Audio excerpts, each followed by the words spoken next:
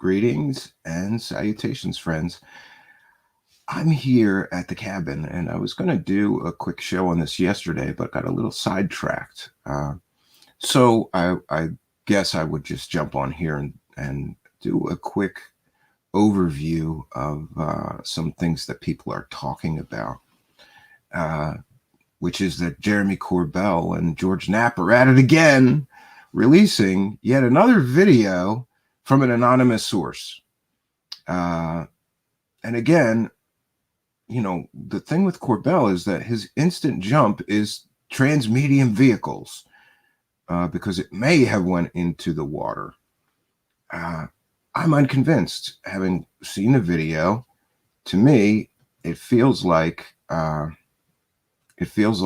another nothing burger. But I understand people are very excited about this for one reason or another.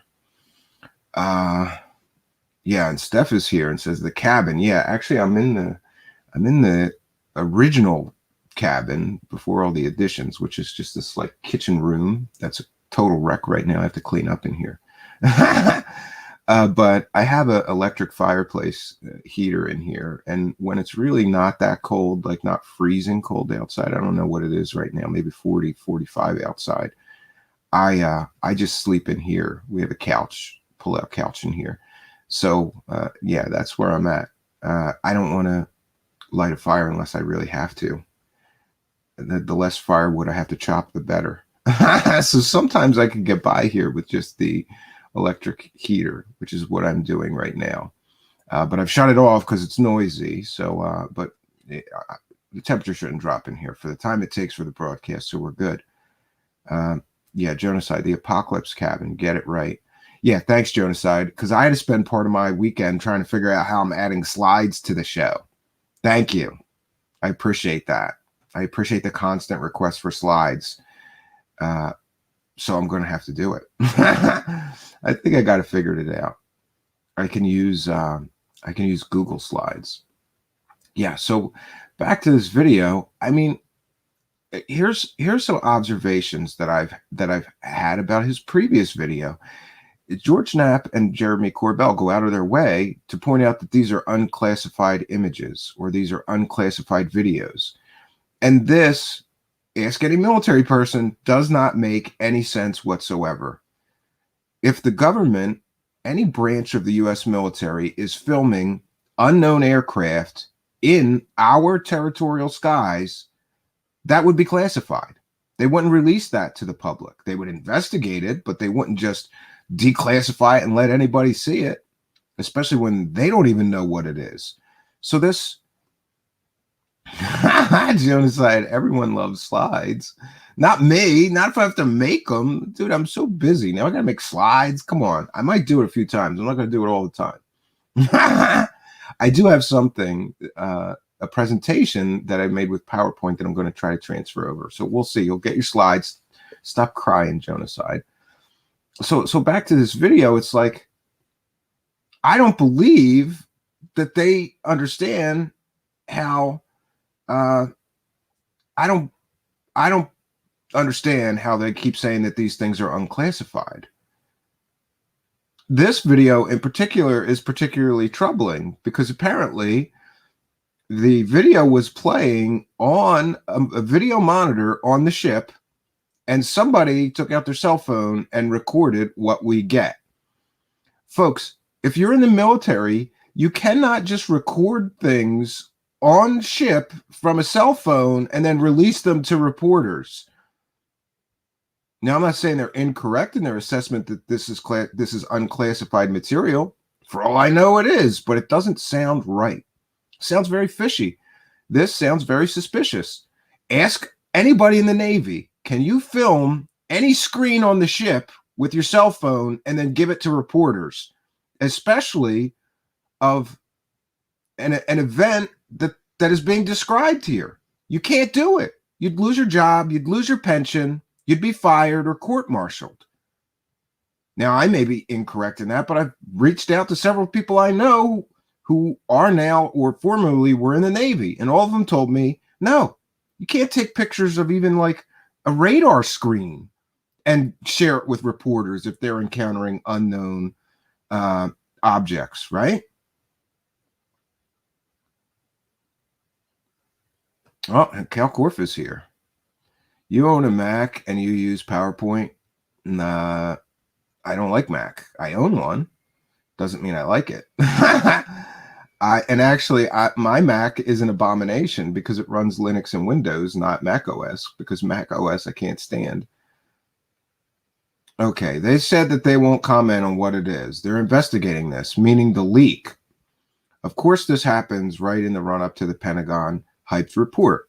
Yeah. Yeah. Wow, I did not know that. You're correct. Navy said Elizondo broke the law, but they are not going to prosecute. Yeah, they can choose not to prosecute, but what I'm saying, Cal, is that okay, keynote. Yeah, I'll check it out, Cal. Somebody is desperately requesting slides here.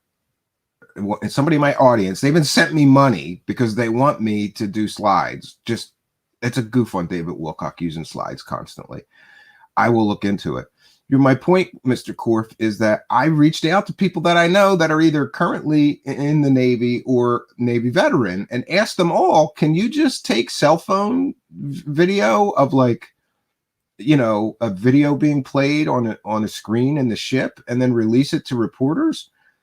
And all of them said, no, you can't do that, especially if it's some video of an unknown aircraft that the ship was tracking or investigating. So this stuff does not make sense to me. Another thing that does not make sense to me is, why did somebody wait 2 years to suddenly give this video to Jeremy Corbell? Just like in the last case, something doesn't seem right. And I continue to think that something doesn't seem right. After all, Jeremy Corbell is the same guy that brought us the fake CIA deathbed confession. You know, the deathbed confession that he did with Richard Dolan interviewing a guy who claimed that he worked at Area 51 and saw the aliens and the spaceships that the government was hiding. Oh, and that all turned out to be fake, completely and totally fake. So this is the same guy bringing us this new stuff. I'm sorry, that pyramid video is a joke. I think Mick West did a great job debunking it, and people that are so nasty to you know, to him, it's not fair. You know, Mick West is actually trying to use science to explain what's being seen, right? Or do we just want to forget about science and do we just want to believe they're aliens? So don't tell us that this is not aliens, even if you're right in your science and analysis of the images and or video being portrayed and hyped up by UFO profiteers as proof of alien visitation, right? I don't know. Oh, yeah. Cal Korff says this whole thing might be a setup for continuing bogus contractor money. Corbell also lied about Lazar. Yeah, I agree. I don't want to say we used to be friends, Mr. Korff, but we used to be friendly. And then after that Bob Lazar documentary came out, and I started asking an awful lot of questions about why he didn't include any of the research that I sent him, all of which indicates that Bob Lazar is a complete and total fraud, a liar, you know. So after that, he didn't want to talk to me anymore. And in fact, he blocked me on all his social media, right? What did I say that was false, Corey? What did I say that was false? Be specific. And all opinions are welcome here. Are you talking about the fake CIA deathbed confession? Because I have the evidence that that guy worked at a grocery store his entire life, was never in the military, was never in the CIA. Cal Korff says Corbell is a fraud. You can quote me. Peter Pancakes in the live chat. Do you attribute our tech boom to ET intel? No, I don't. I think humans are very clever animals, and there has been people that have suggested that a great deal of our technology came from alien spacecraft, right? I really, really disagree with that. Most famously, the Day After Roswell book, which claims that all of our advanced technology came from the Roswell crash, from the microprocessor to fiber optics to all of these different things.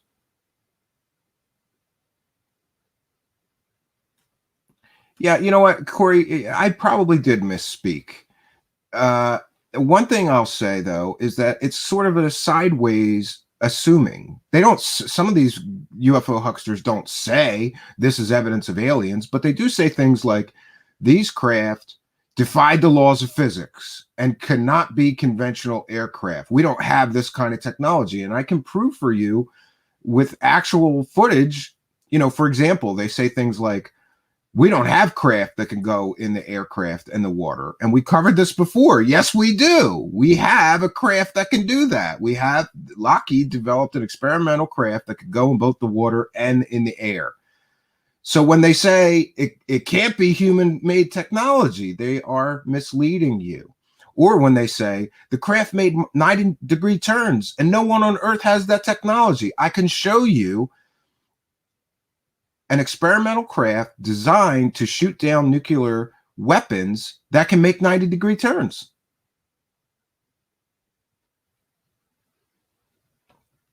I'm sorry. I responded above and was specific. Okay, we'll see. We'll see. What did you say? I'm sorry I missed it.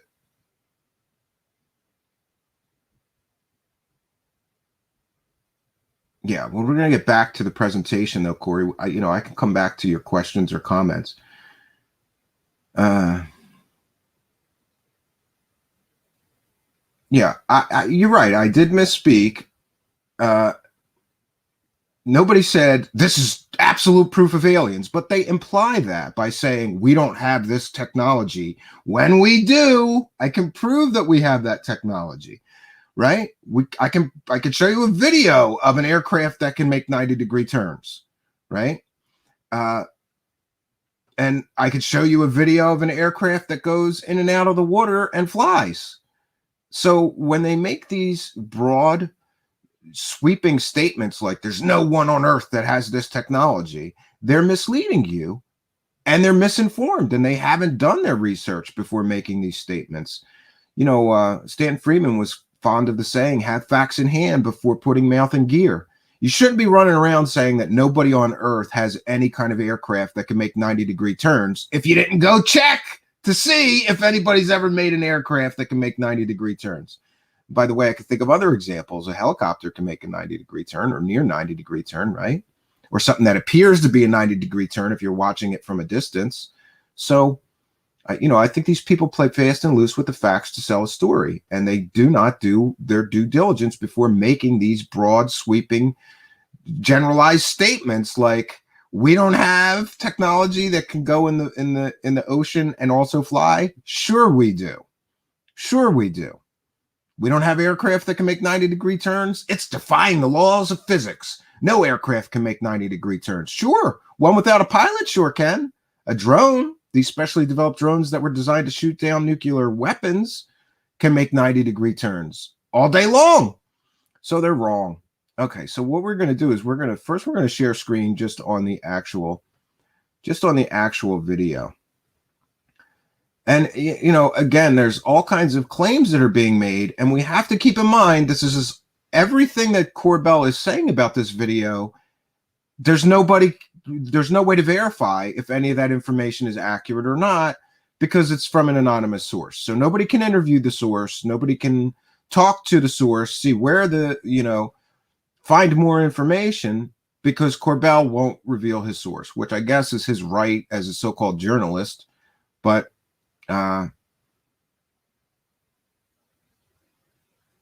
yeah. So let's also share the audio. I apologize. 1 second here. Yeah, so this is the actual video from Jeremy Corbell's, and considering UAP or SAP says Corbell knows we have this transmedium advanced tech. It's not a lack of diligence. It's purposeful misleading. I agree. I think he purposefully has misled people. And let me just put my fair use banner up here and remind everybody that we will be discussing and critiquing the video that we are being shown here. So this is fair use. This is a transformative work. We are educating the public and critiquing the video we are sharing. This is covered under fair use and is allowable by law. And I'm sorry to have to do that, but Mr. Corbell is such a big fan of mine that I have a feeling if he hears I played his video, I'll get a copyright strike.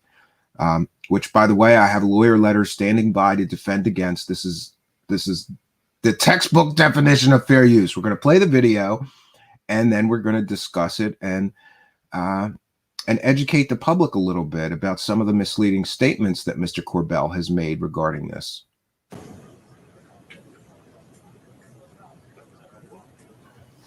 Took off, spoken it.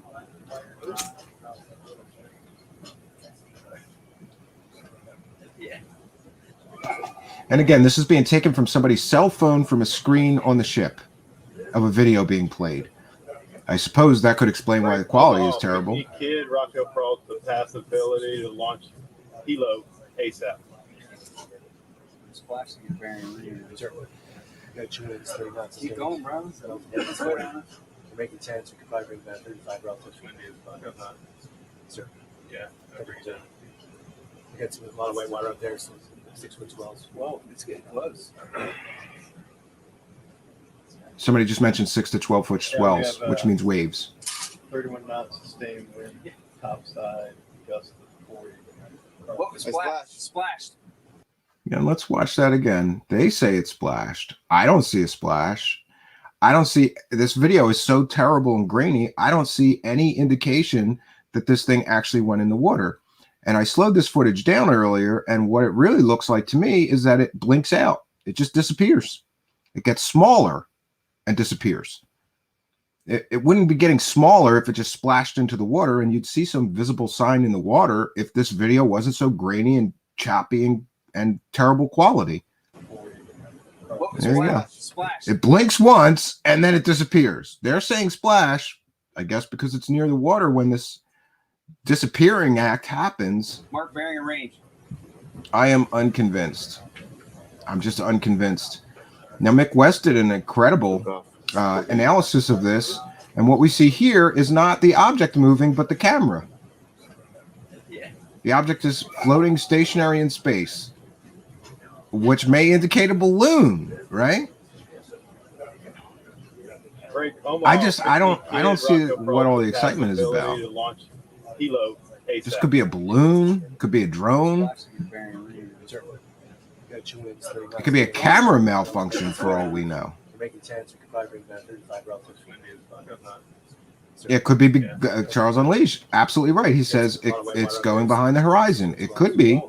A lot of people have suggested it's moving farther away from the camera. Yeah, we have the camera could just simply lose sight of it as it becomes too small to be detected by the camera. The further away from the camera it gets. Splashed. Mark bearing and range. Yeah, splashed. I don't know, friends. First of all, I'm not impressed with this footage because it literally could be anything. It literally could be anything. Yeah, Corey, you could be right. We're discussing possibilities here. Corey says a balloon steady in space in heavy wind, because what you're going through right now is how it's unidentified. Like the Navy says when they admit, they sent it to the UAPTF. Yeah, you could be right. But I'm just saying that to go, first of all, this is the least impressive of all of the videos that have been confirmed to be from military sources that I've seen yet. You know, the Tic Tac and the gimbal and the other stuff is certainly a little bit more convincing and intriguing to me than this is. You know, this is literally a blurb on the horizon that could be anything that suddenly either flies off or goes into the water. I mean, if it was a balloon, 6 to 12 foot swells, it could have hit the side of a wave and popped. And that could be what happened, you know?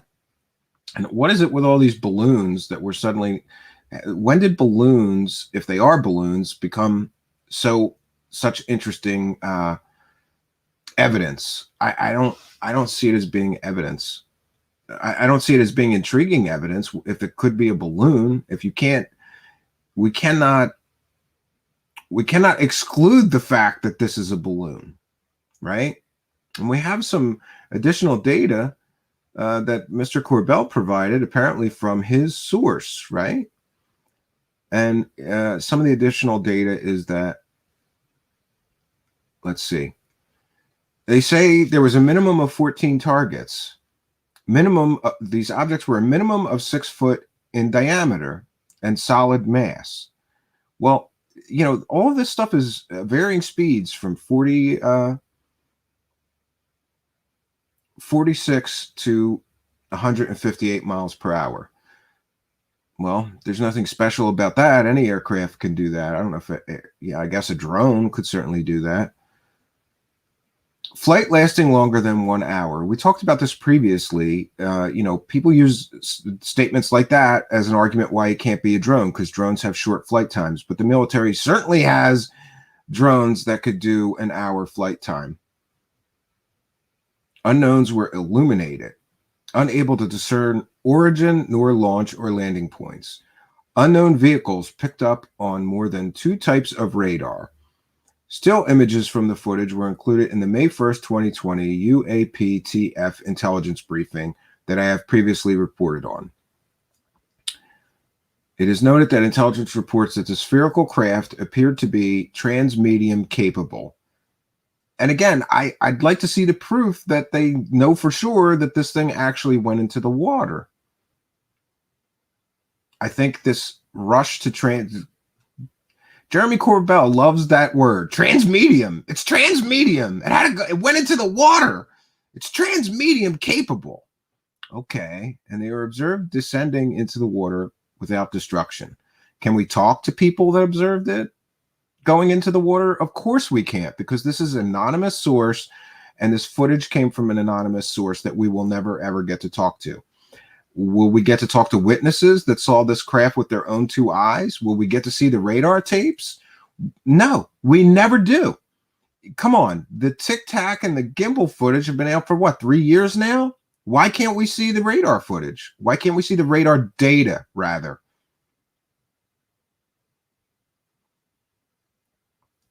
Corey says he wants to see the data that the UAPTF has. Yeah, I do too. And I'm anxiously awaiting seeing that. Bradley Johnson says, we are transmedium. We go into the water and the air. All right. In order to provide just a little bit more background about this, we're going to share, because of course they team up again to sell a story. And listen, it is what it is, right? But if I have to hear Jeremy Corbell talk about George Knapp being his mentor one more time, I'm going to throw up. You know, those two having a bro fest selling these UFO stories for years together. And how much money did they make from a Bob Lazar documentary where they purposefully left out all the evidence that Bob Lazar was a liar, a fraud? Oh, and by the way, he ran a whorehouse, right? Oh, let's not include that in the movie. What kind of senior staff level physicist runs a whorehouse, wakes up one day and says, you know what I should do? I should run a whorehouse. All right. Yeah. So we're going to share. Let me see. I'm going to share my screen. And again, we're citing fair use. This is from a local news report. You know, George Knapp is still that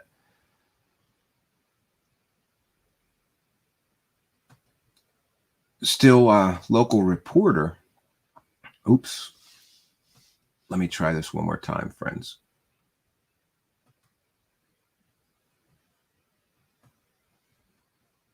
Oh, it's the Mystery Wire one. Okay. Bear with me for a moment, friends.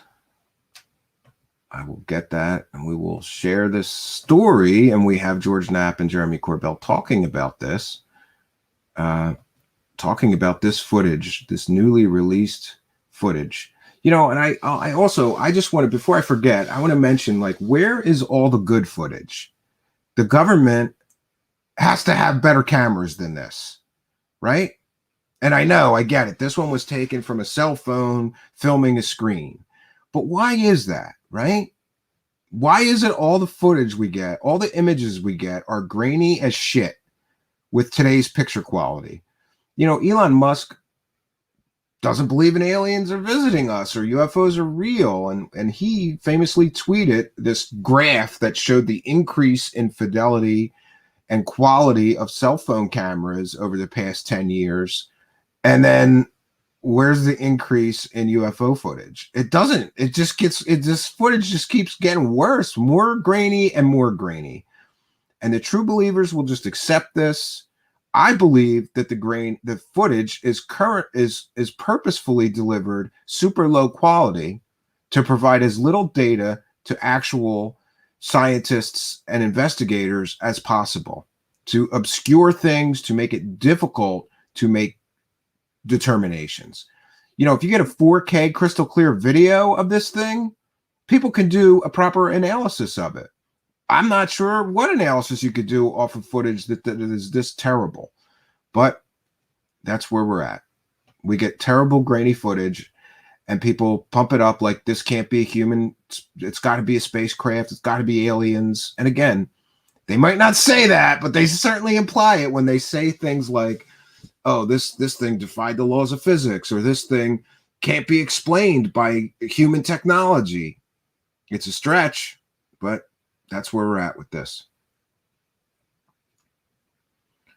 All right, friends. And I'm going to cite fair use. This is from a local radio station. We are going to be discussing the contents of the story and educating the public about this recent video release. This is fair use. Reported by the U.S. Navy personnel 2 years ago shows an unknown sphere that followed a Navy warship before disappearing into the ocean. The video provides the latest glimpse into an ongoing Pentagon investigation into UFOs.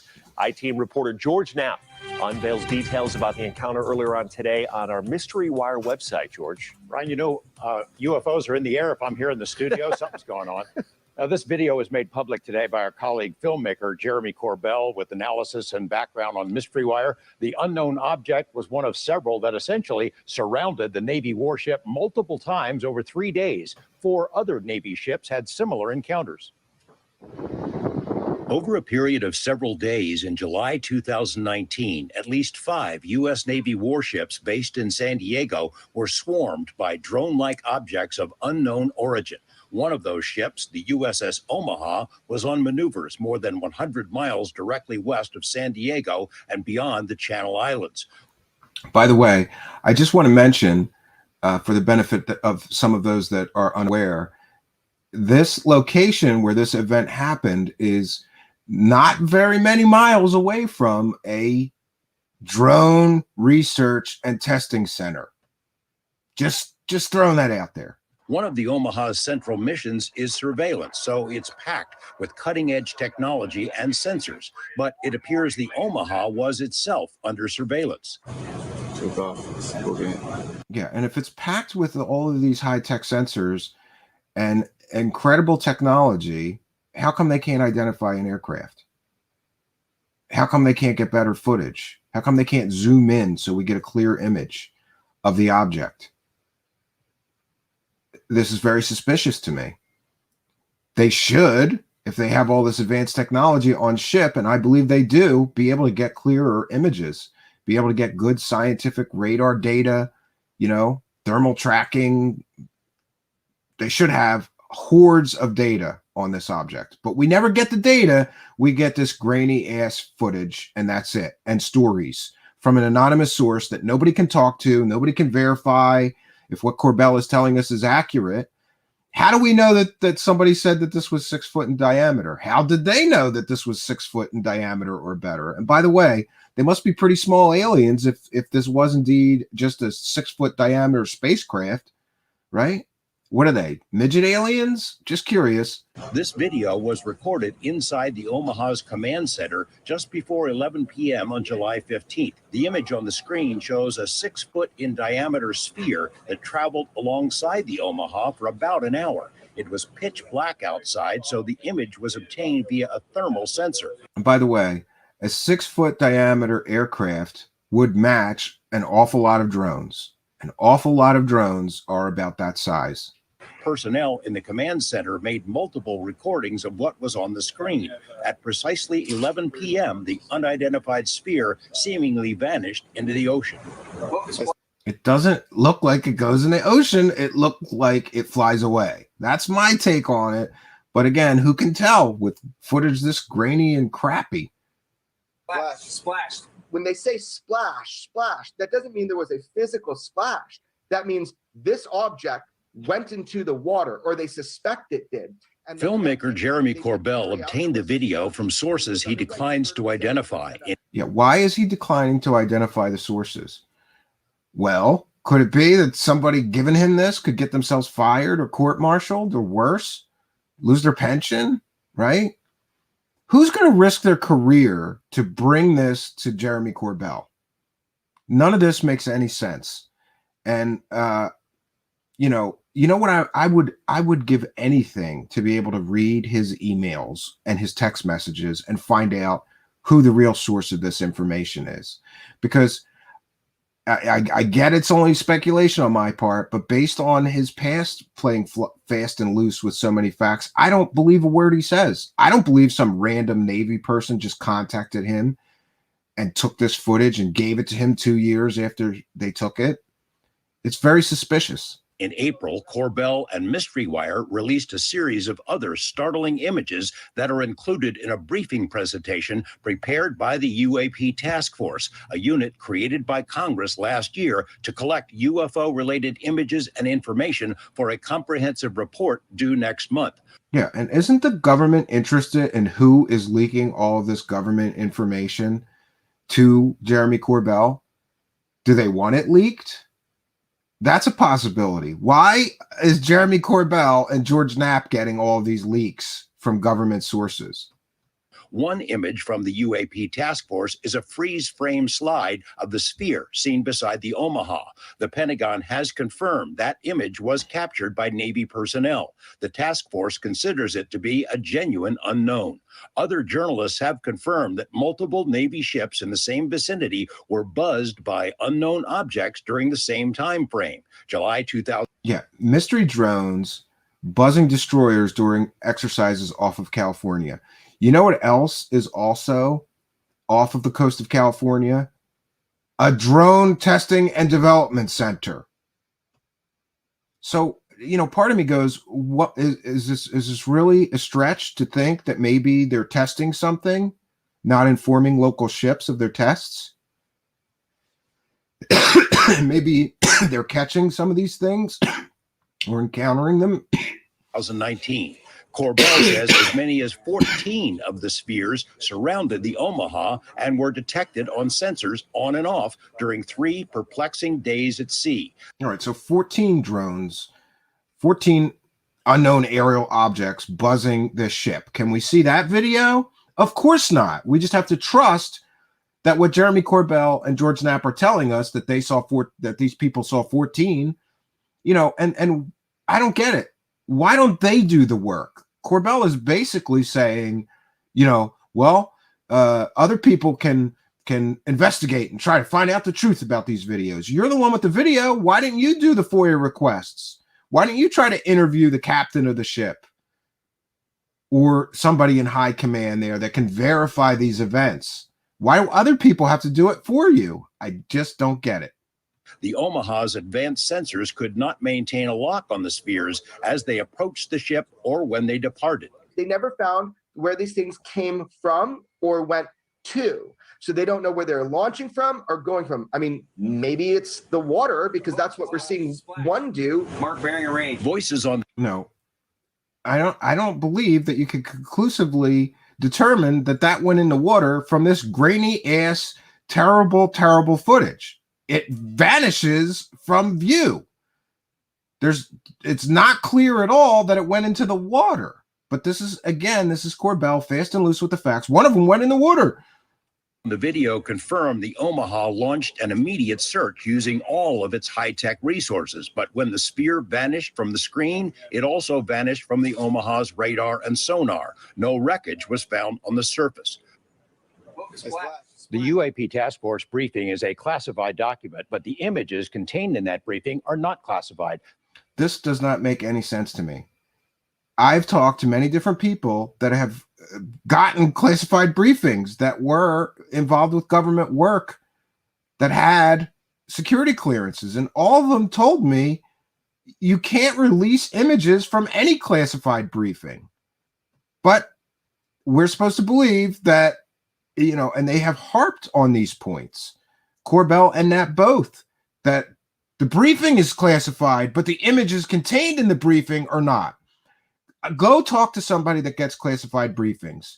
Ask them if that sounds fishy to them. Because everybody that I've asked, and I have people that I have verified had real classified briefings, people that I verified had real top secret classification, people from the Air Force, people from the Navy, people from the DIA. All of them were equally confused by these statements that both Corbell and Knapp has made, that these things are unclassified photos or videos from a classified briefing. That distinction was made so the task force could use images like this to brief other military and intelligence officials about the UFO mystery. Simply put, the Navy does not know what these things are. They are still considered to be unknown. Okay, so there we have it, friends. So there we have Knapp and Corbell's take on it. And I thought it would be important if we could indeed show Mick West's take on it, because he's just done an initial analysis, which I found very, very fascinating. And again, we're going to cite fair use in sharing this. I doubt that Mr. West would mind us, but we're still going to cite fair use. And just give me a moment, friends. I'm going to share my screen and we'll see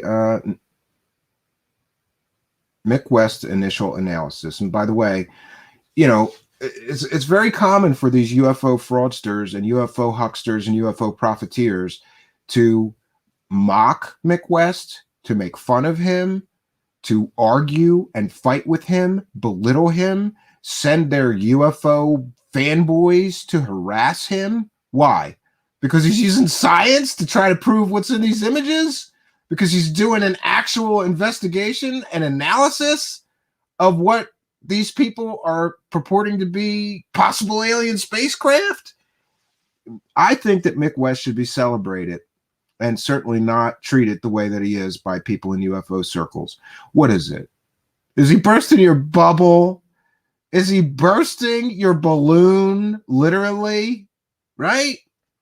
Why make fun of a guy that's trying to get to the truth of these things? Isn't that what you want? Or do you just want to live in your delusional world where this is all aliens, right?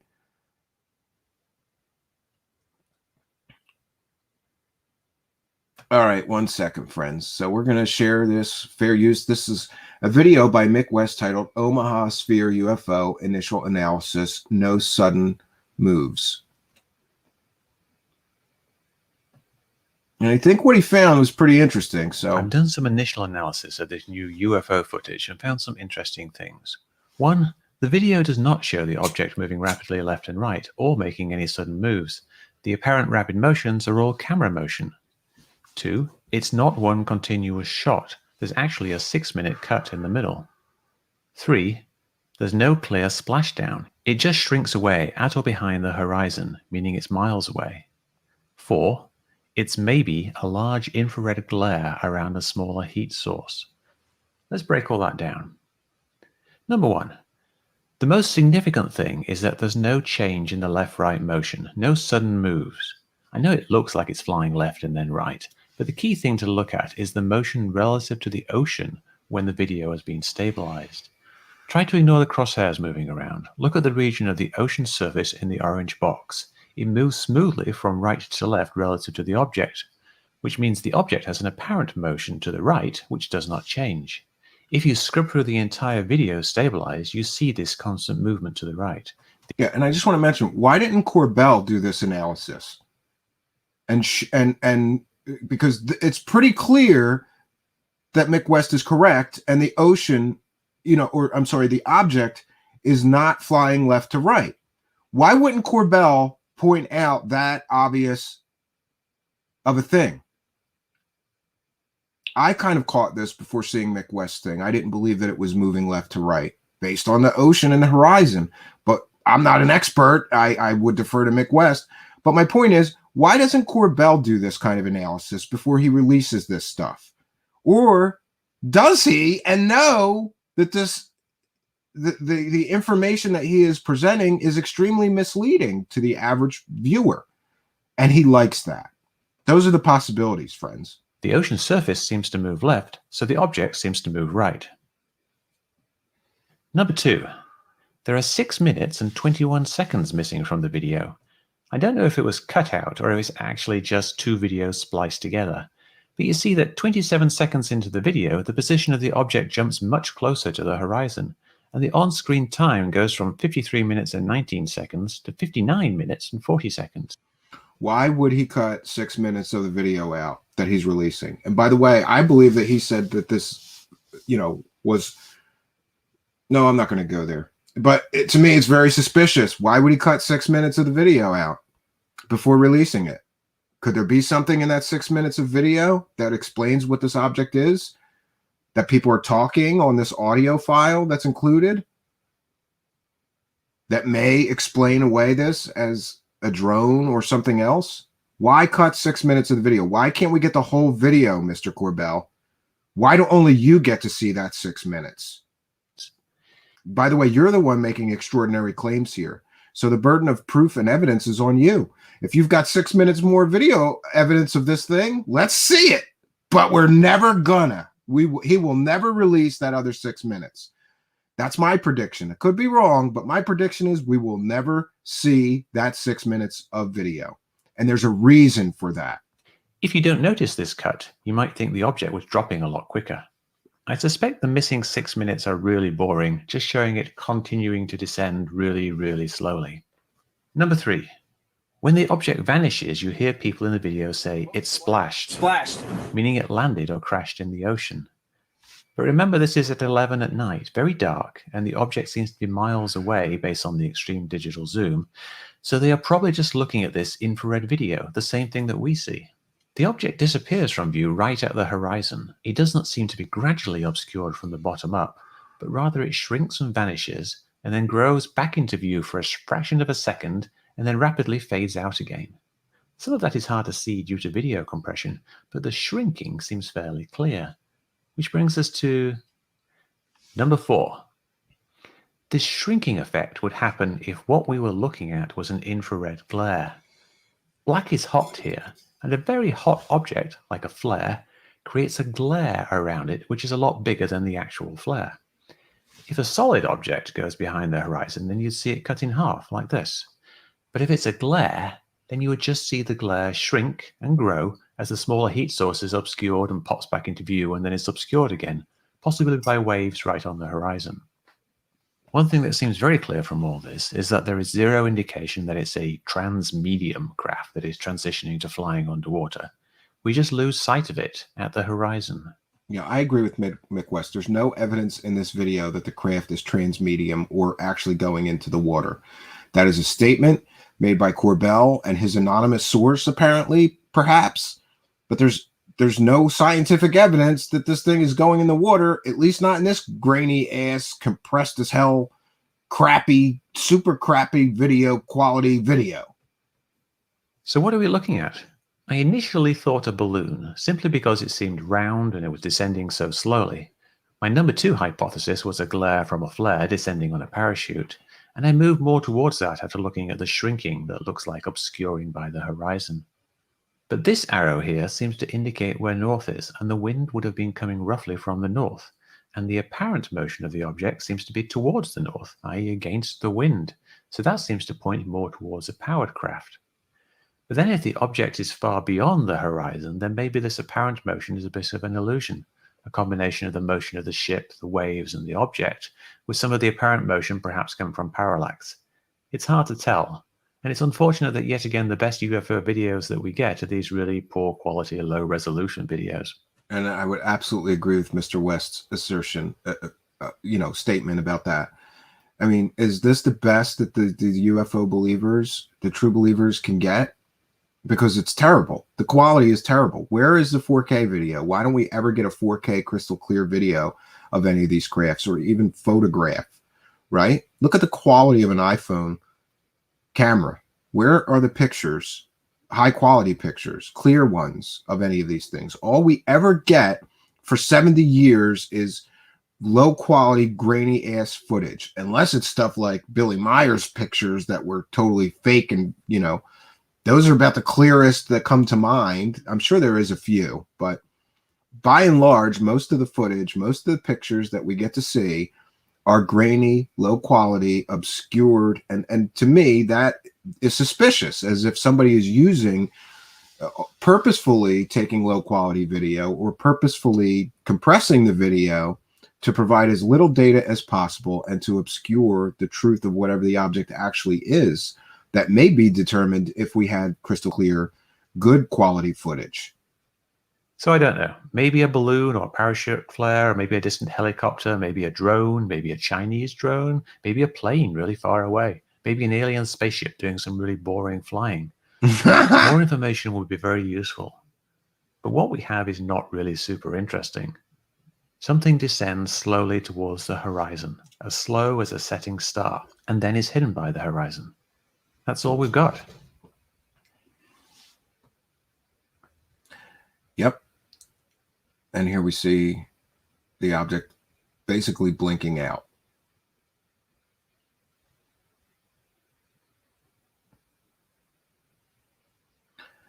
Certainly not clear that it went into the water.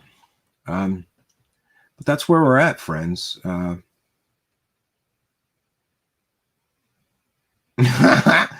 Corey says, damn it, 5 minutes for Mick to come to the same conclusion as the Navy. It's unidentified. Sure. Yeah. And Matt says, because bullshit. You know, here's the thing, is like, I want to believe in aliens, man. I really do. And I want to believe that some of these objects may indeed be alien spacecraft visiting Earth for whatever reason. That would be a much cooler world to live in than the real world that I live in. So, yeah, I don't see what I don't see what any I don't think that this video adds any value to the research or getting to the truth. I think it just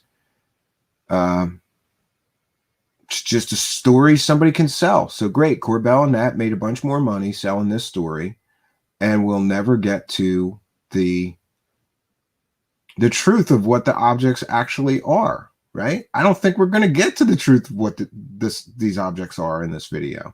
So it has. So then, if we just extrapolate a little bit, then what we could say is this video has zero evidentiary value of proving what this phenomenon is one way or the other. I suppose we could say, well, it's a great mystery. But that doesn't. Matt says, wow, this is a joke. I can't believe this is aliens. No, and yeah, listen, Matt, somebody correctly pointed out that I misspoke earlier in the broadcast and say that people jump right to aliens. Corbell and Knapp didn't say aliens, but they, you know, that's the game. Let's dance around this. Well, we don't know where it took off from or landed, right? Why don't we know that? We should know that. Maybe it's aliens. It's like they dance, and it's this game, this dance. Like, you know, I mentioned earlier in the broadcast where both Knapp and Corbell are fond of saying stupid things like, no one on Earth has technology like this, or this object defied the laws of physics. No, they don't. They didn't. And you know, an aircraft doing a 90-degree turn is not defying the laws of physics.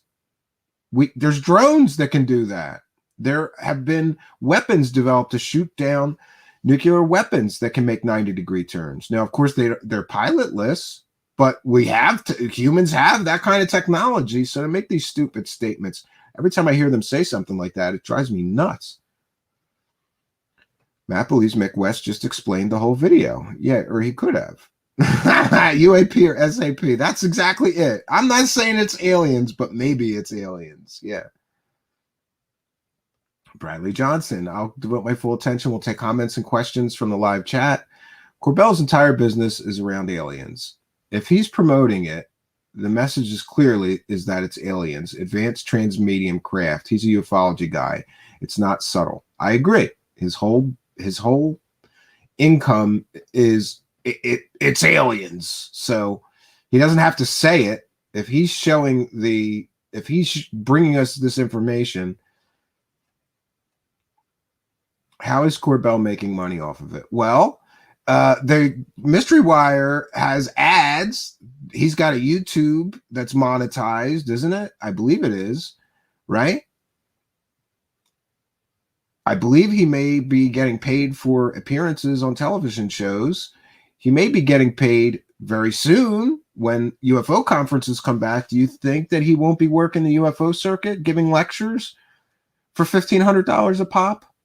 Or maybe he's developing, he doesn't care about the money right now, and he's just trying to get lots of publicity for the next documentary that he develops. One way or the other, he's making money from this, Corey.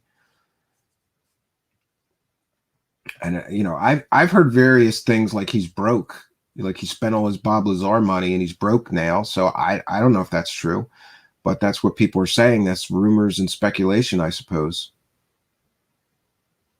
Well, Corey, how do we know he's not? You know, these stories are on Mystery Wire. How do we know that the television station, we can call them, we can call that local television station. How do we know they're paying George Knapp for sure? He gets a salary from that television station. How do we know that they didn't pay him for the use of the video? How do we know? Does he own that video? Is that copyrighted to him? Does anybody that uses that video have to pay him? We don't know. We don't know any of this. Matt says because people are suckers. Melissa is here. Shout out to Melissa. Pragmagic says, Corbell is bar none one of the worst documentarians I've had the displeasure to witness. Well, that's your opinion. You know, I think he's an okay video editor. I'll give him that, you know, but I disagree. Yeah, why does Corbell copyright the video if it's so important? I don't know that he has. We're just speculating here about what could be sources of income for him. Yeah, and I agree with UAP or SAP. He's certainly going to make money off of this story, guys. If you don't believe he's going to make money off of this story, then I've got a bridge to sell you and some oceanfront property, right, in Wisconsin, or is it Arizona? Whatever. Yeah, I've got some oceanfront property to sell you. Yeah, RN Arbiter says people like a good story. Yes, they do. They do like a good story. Yeah. Contra Portal says, yes, he is making a lot of money. Man, he is full of S, dude. Yeah, and can we watch the cursing in the live chat, please? We just got monetized and we'd like to stay that way. And YouTube does not like people cursing in the live chat because anybody could come in here, including, you know, underage people. I doubt that's going to happen, but it could. So please no cursing in the live chat. You may notice that there is a super chat button down there if anybody's feeling generous tonight. Yes, he watermarks everything business. AJ wants me to forget the monkey and get a dancing Corbell doll. Maybe we'll just name the monkey Corbell, right? Yeah, and I got to tell you that there was a time where I really was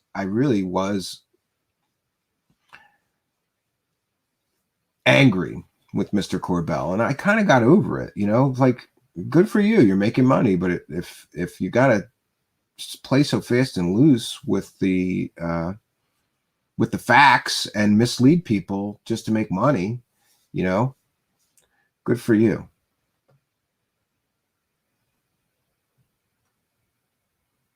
Yeah, I agree with you. There's another source of income. Mystery Wire ads all over. Knapp owns it, and these stories have been huge for the site. Yeah, absolutely. Yeah, and somebody says, Arg Matey says, Greer and Good are just as big of shills, but I digress. yeah, I guarantee they're making, you know, I always follow the money, you know, and I'm sorry, but I just, when these guys are making literally millions of dollars a year selling these stories, I don't think that they have objectivity anymore. You know, I mean, even just let's look at somebody like Richard Dolan, like who is a lot more respected than most of the full-time UFO guys, but realize, like, in order to keep making a living, you know, Richard Dolan's got to constantly come up with new UFO stories to tell people about and to lecture about and to write books about. I mean, they just constantly have to come up with this new material, right?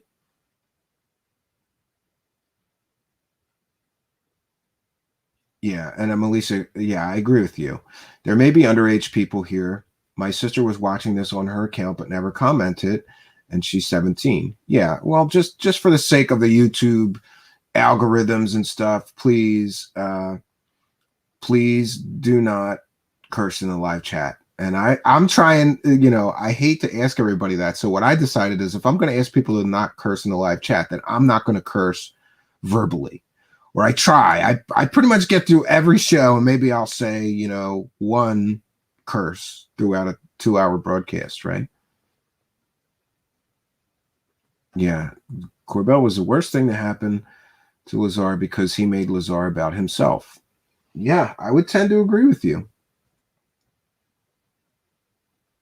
Yeah, that's another thing. According to Corbell's video description, it's a flight lasting longer than an hour. Well, why can't we get the hour-long footage?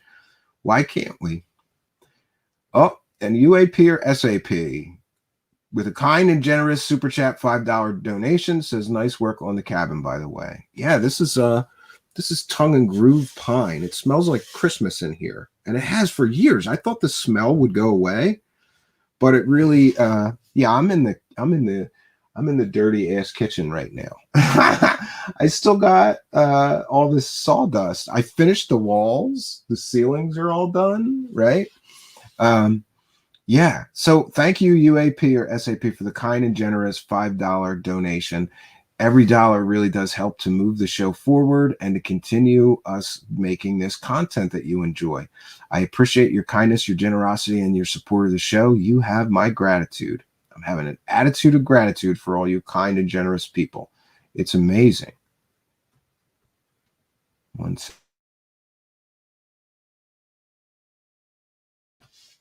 I have to get a physical cough button because I have a mute button and I often will put the mute button on the cough and forget to unmute it. And then 5 minutes later, somebody calls me on my phone and says, hey, your mic is off.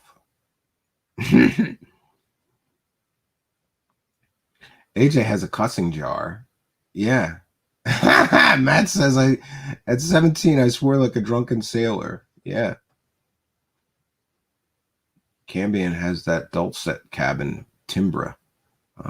Okay. Hollis Hurlbert says Lazar was also lying.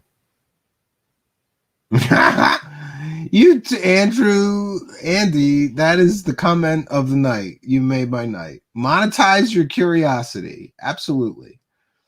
And listen, I don't have anything against Jeremy Corbell, except that I can demonstrably prove that he purposefully left everything out of his Bob Lazar documentary that could prove that Bob Lazar is a liar, a fraud, and a fake. So is he really after the truth, or is he trying to sell a good story? Right? Oh, Melissa, you did it again. Every time she does this, Melissa is sending me Mexican pesos. I believe 100 Mexican pesos. Yeah. Hey, that is a cool thing.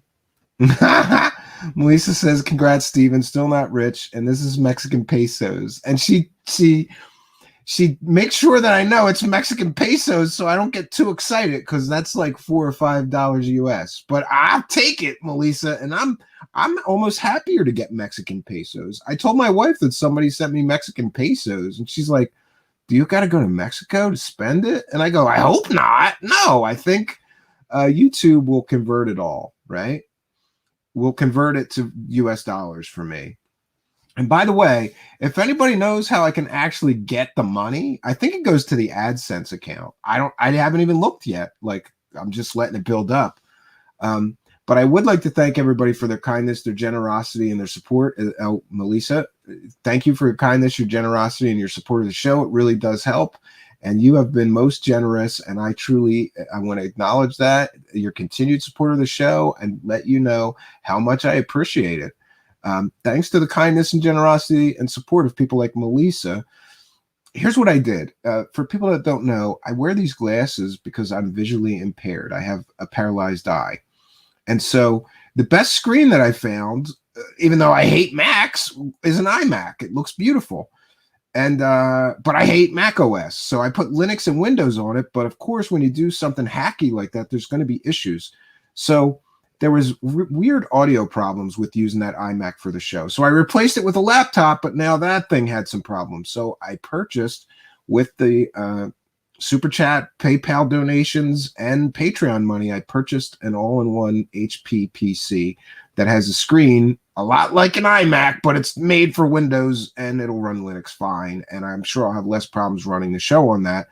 And I just want to thank everybody because I think that thing was like $300, but luckily I've been saving up the Patreon and the PayPal because I know, like, we got to do something about this computer situation. So I purchased a new one, well, a refurbished one. It's a few years old, but it'll run the show just fine, and I should have much less trouble. And also some other odds and ends to help with the show, like some extra webcams. We're going to get the multicam setup going.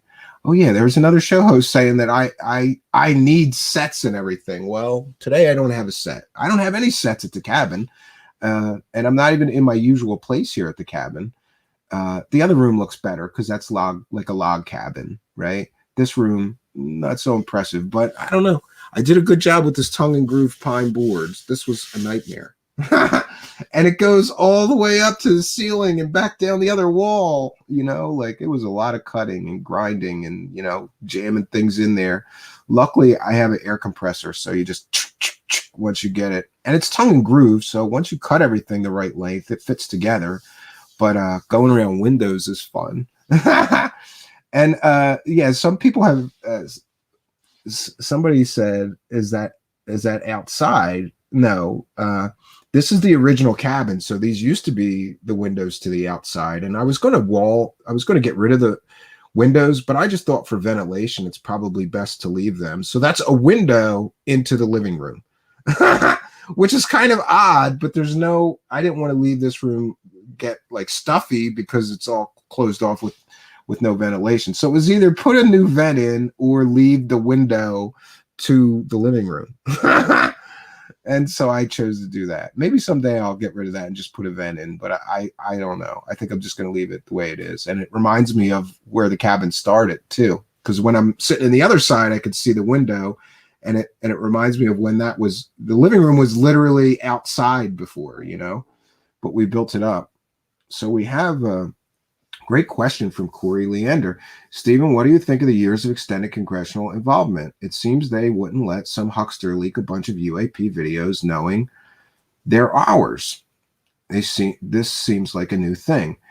I'm very suspicious of many things. First of all, Corey, I don't know how long you've been looking into UFOs or reading UFO books and watching UFO documentaries, but I've been doing it since, I don't know, since I was like, a child, 8 or 10 years old. And the narrative has always been that the government is covering up proof of aliens forever. For 70 years, it's been, cosmic Watergate. That's what Stanton Friedman called it. Stanton Friedman called it a cosmic Watergate. They are covering up proof that aliens are visiting Earth. They know it. They have the proof, and they're covering it all up. And that's been the narrative of UFO people and researchers for 70 years. And now suddenly we're supposed to trust when a former, like government worker like Luis Elizondo starts telling us stuff. And, I'm sorry. I don't think Lou Elizondo has told us anything for the past 2 years. He has not, he dances around an NDA. He says things like, we may be getting visited by others, right? But he won't provide the proof of that. This whole thing is very suspicious to me. And also suspicious to me, Corey, is that if this was truly video of an unidentified craft that was intruding on U.S. airspace, that would be classified. But Corbell and Knapp are saying that these are unclassified videos and unclassified images, and that makes no sense. Call somebody that has classification. Call somebody in the military and ask them if that makes sense. It doesn't make any sense. If it could be a Chinese drone, it could be a Russian drone, or from some other adversary. For all we know, Iran has good drone technology and are surveilling us. The government would not let that just leak out to the public if they don't know what it is, because it could be a foreign adversary intruding on our airspace. And the other thing very suspicious to me is, you notice in that report, George Knapp says that this ship was loaded with all this high-tech equipment, but they couldn't get better imaging? They couldn't get better footage? Couldn't they have launched a drone of their own or an aircraft of their own to get closer images and more radar data? Did they, and we just don't know about it? So I'm suspicious about this whole thing. I believe that there are people in the government. It seems like Mark Rubio has a genuine interest and concern about what is it that is intruding in our airspace, right? And people keep asking me what I think is going to be in this report, right? I do not believe that it's going to be anything earth-shattering. And Charles Unleashed with the kind and generous $5 super chat, or £5, I guess. He's in England, right? Hello, children. Don't use bad language, or or Charles is going to get you. Oh no, Charles may get us. Yeah. All-around arbiter with a kind and generous $2 donation. I lobby for cosplay girls. Yeah. If I could get some. So I want to thank both Charles Unleashed and All-Around Arbiter for your kind and generous donations. It really does help the show, and it helps me. And like I said in my show previously, it puts a smile on my face. See that? You guys made me smile tonight, both of you, and Melissa and everyone else who sent us a kind and generous donation, UAP or SAP as well. I really do appreciate every dollar helps. I wanted to mention also, just for the benefit of those who have asked, I did listen to you. And people asked me to do an audio-only version, like a podcast version of our show. And I'm going to do it. And hopefully we'll be starting on that next week. And the good news is that we're going to be on Apple Podcasts. We're going to be on Google Podcasts or whatever. And we're going to be on Spreaker and Podbean, iHeartRadio. After this gets set up and running, you will literally be able to listen to Truthseekers on, 8 different platforms. So basically, wherever you get your podcasts, you'll be able to listen. You'll be able to get our show. And I want to thank the people that have suggested that, because praise the cash. There's ads on audio podcasts. So we're opening up a whole new revenue stream thanks to people asking for that. And I'm going to do it. And everybody gets to listen. You might hear some short commercials, but it's interesting. They even stuff like McDonald's may advertise on my show, which is weird to me, but we'll take everybody's pennies, because pennies add up to dollars, and dollars add up to hundreds, and hundreds add up to thousands. And yeah.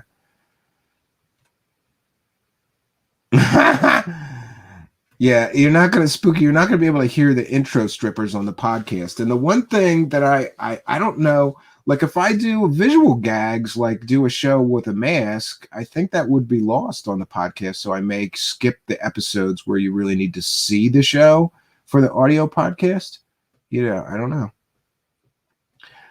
Pragmatic says my audio podcast does heaps better than YouTube, so congrats. Yeah, it's half set up. I have somebody helping me work on it that really knows what they're doing with RSS feeds and all that. I don't know anything about this stuff, so I defaulted to an expert so that I could get it done in a reasonable amount of time and not really frustrate myself, right? And Melissa says, Corey Leander, post a video link already here now. It's easy. Just copy and paste. Then people will see and figure something out of it. Okay. Will Star is here and says, hey, Stephen and everyone, good to see you. And you know what's interesting? He spelled my name Stephen. For those that don't know, the real legal spelling of my name is Stephen. But I started spelling it with a V in my teenage years because anybody that reads Stephen would call me Stefan, and it drove me nuts. It's like, don't you know that's Stephen? It's just a weird, that's the European spelling of it. So I've always just spelled it with a V to avoid people calling me Stefan. Yeah. Will I parody out of context CW Channer? I don't know what you mean. Will we bring back the CW Channer parody? Yeah, I don't know. You know, I feel better about the freak out I had. I was kind of pissed off, and then I felt better. And then I found out that he was talking smack about me for an hour on his show before he came on my show. And let me see. Let me see if I can get the quote right. This is very vindictive and petty, but I'm only doing a show to suck viewers away from him. So I guess I went back to being a little pissed off, but you know, I just don't have time to be angry at him. If he's going to be like that, you know, good for you. Yeah. YouTube search out of context CW Channer. Oh no, I think I seen that earlier on Twitter. Is that like your edits that you're making? You know, I could use a clip producer, you know. That's one of the things on my list. I might go to Fiverr because I don't remember what I was doing on Fiverr, but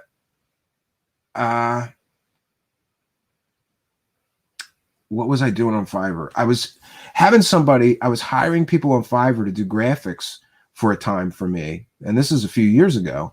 And I don't remember what happened exactly, but I think like 5 people in a row took my money and did not finish the project that I paid them for. So they had to refund me. So I got a couple $100 in Fiverr money just sitting there. I may pay somebody from Fiverr to be a clip producer because I just don't have time to do all this stuff by myself. And to me, it's free money. It's been sitting there in Fiverr for 2 years now, and I've never used it. So yeah, I might as well I might as well use it, right? Well, I don't know, Spooky. You can tell me how much you want for each clip. Like if I give you a timestamp and some kind of intro and outro graphic to just put an intro graphic, put the video clip from the timestamp I give you, and then put the graphic at the end. I mean, it's not real hard to do. And I really should get up off my butt and do more of that myself.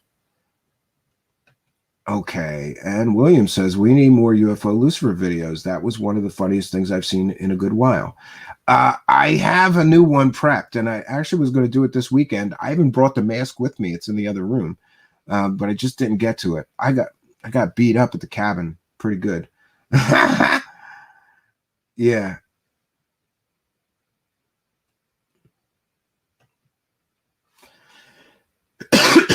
Our guys are seeing unidentified stuff. They don't know what it is, and I don't know what it is. How does that amount to Congress acknowledging it's real?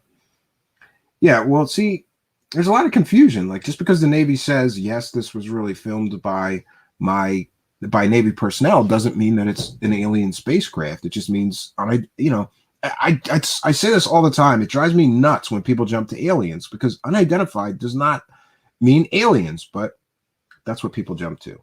Michael Corbett, I am Lucifer.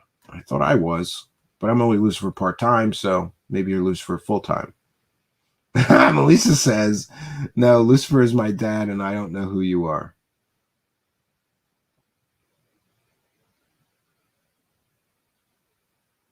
Yeah, I agree. There's an awful lot of confusion with this stuff. And that's where things have been going, right? Yeah, so all in good fun, out of context CW channel. Oh yeah, Spooky, is he paying you to do those clips? I'm not paying you if he's not. If you're working for him for free, buddy, you're gonna work for me for free too. Yeah.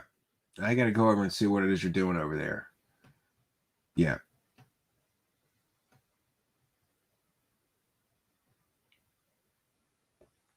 All Around Arbiter asks, what about a David Icke parody? Yes, that's on my list of things to do. That is definitely on my list of things to do.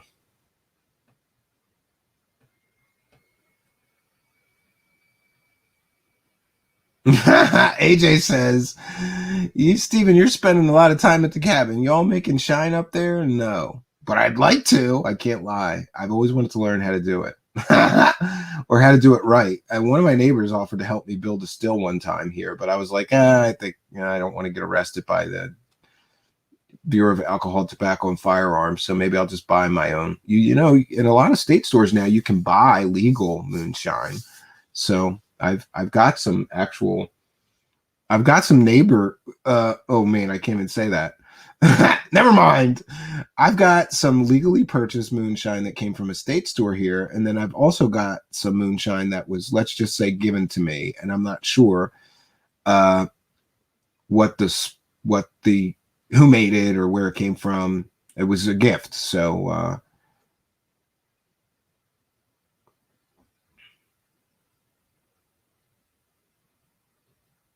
that says, but hey, they have to show what they make shine on. Yeah. I don't want to get anybody in trouble, so no, really, somebody gave me like 4 or 5 jars of it as a gift. It was my birthday, so yeah. I don't want to incriminate anybody around here. It would be not a good. That would not be a neighborly thing to do.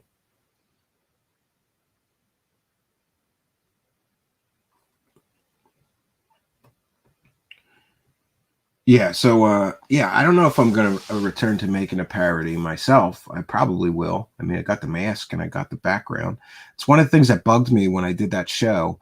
You know, I was rushing around so much that the green screen was off. I had to turn it up a little bit. You know, there's a little bit of res, but I'm going to download that video when I get a chance and just darken it, and that should fix it and re-upload it.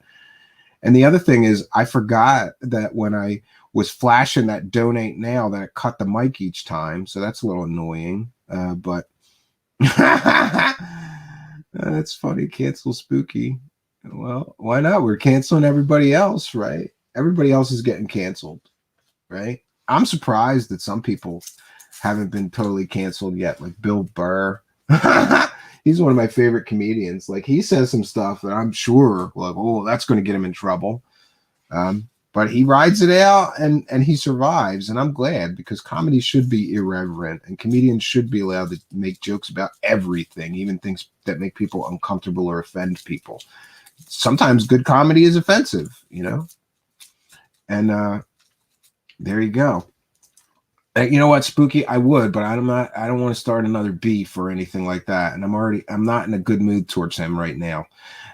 You know, considering he comes to me to apologize for saying one nasty thing about me on a show in the morning, and then he does a show just to suck viewers from me, right? And he says on his stream, I'm just doing a show to be Petter and Biddy and suck viewers from him. And then he said all kinds of more stuff, insulted me, my music. What did he say? Oh, great, I can make music, but only my wife is going to hear it, right?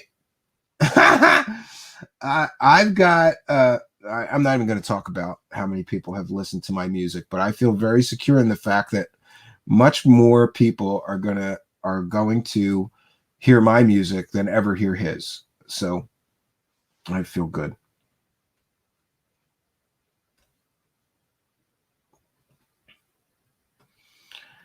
Six of Design says, and I'm sorry, I'm having trouble reading this. Not sure I consider all satire as comedy. Some of it is very disturbing, but people do it. Yeah, I mean, there's crossing the line for sure. You shouldn't make, you shouldn't make racist jokes that are clearly racist. But some people can joke about racial stereotypes and it's still acceptable form of something funny, right?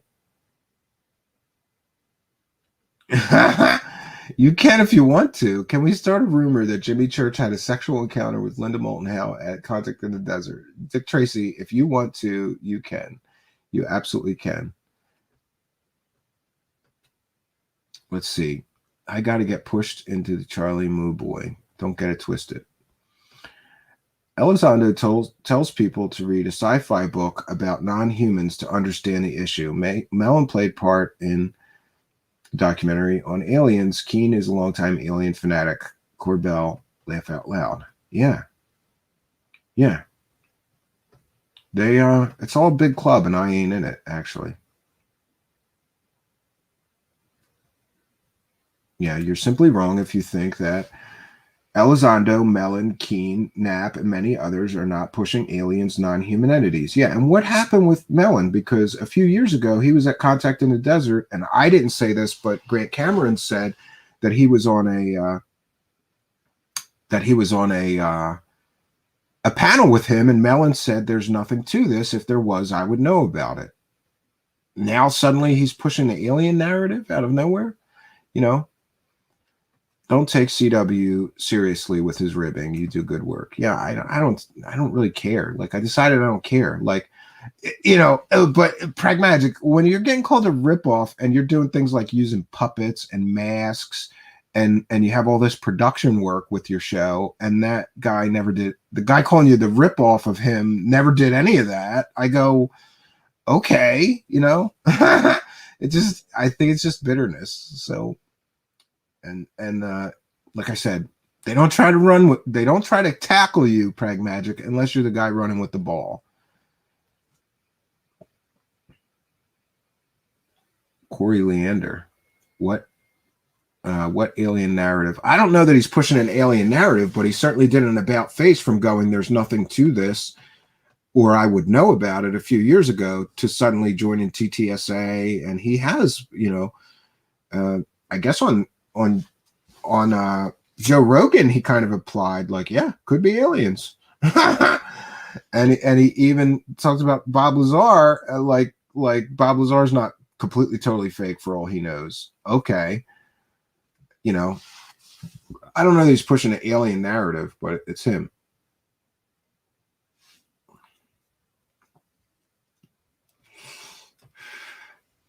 Yeah, it's all good, Pragmatic. Like, you know, what I decided is that, oh, and just so people are aware, it wasn't one guy that triggered me and pissed me off. I've got a bunch of people that suddenly started calling me a sellout right after I got monetized, right? We were all good until I got monetized. And you know, everything that I do,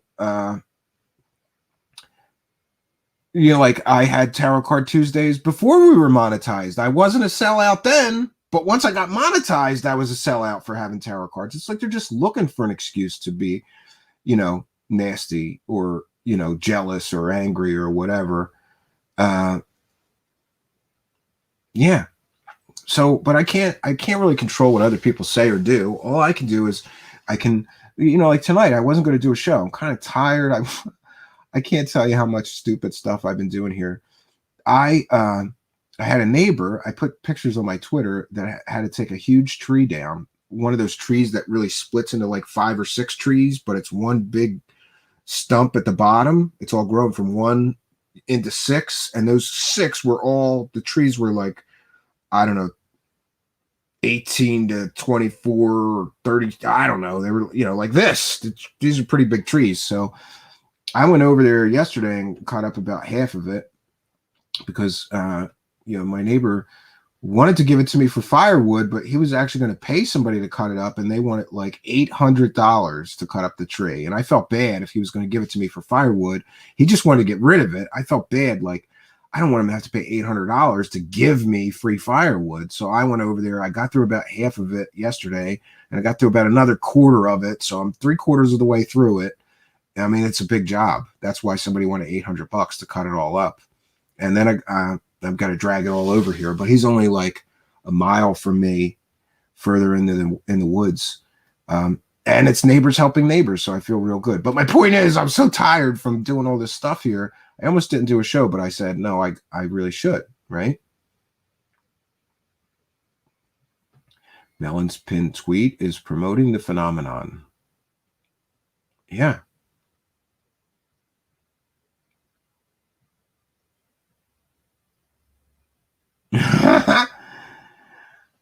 what kind of tree was it? I believe it was a beech tree. But like I said, it's one of those trees that like it was one big stump that was like 3 feet wide, and then it split off into 5 or 6 trees from the one stump, and I had to cut the whole.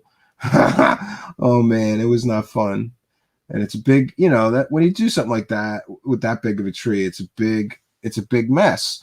All the brush and stuff, you got to get loppers and try to cut it all up and burn it all. But I'm going to get a great deal of firewood out of it. So I helped the neighbor and he's helping me, giving me free firewood. So Killboy says cabin is looking good, Stephen. Yeah, these are the tongue and groove pine walls in the kitchen room. Well, it's really like an eat-in kitchen. It used to be the whole cabin right here, you know?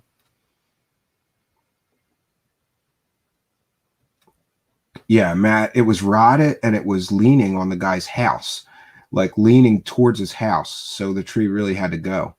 And it was dying. It was it had some kind of tree rot disease or something. And if he did not cut it, it was going to fall on his house eventually.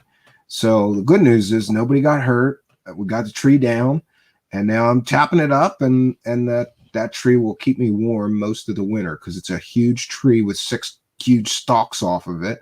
So it's most of the firewood that I need for the whole winter, I think. But you never know. Like sometimes I look at this stuff and I go, yeah, that'll fill the whole firewood shed. And then you work so hard cutting it up. And then I chop wood by hand with a splitting maul and an axe.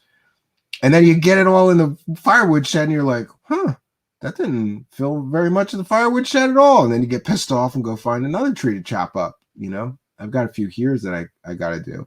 Yeah, AJ says, who cares what type of wood as long as it's free? Well, you don't want like pine or softwoods. You definitely want hardwood. And whatever it is, it's hardwood. I think it's beech, though. Yeah. It's definitely hardwood because hardwood burns longer, and hotter, you know? So if you don't want pine because pine just burns super fast and the pine like sap and resin can mess up your wood burning stove. So yeah, Plan B says, what was with the weird edits and missing 6 minutes? I have no idea.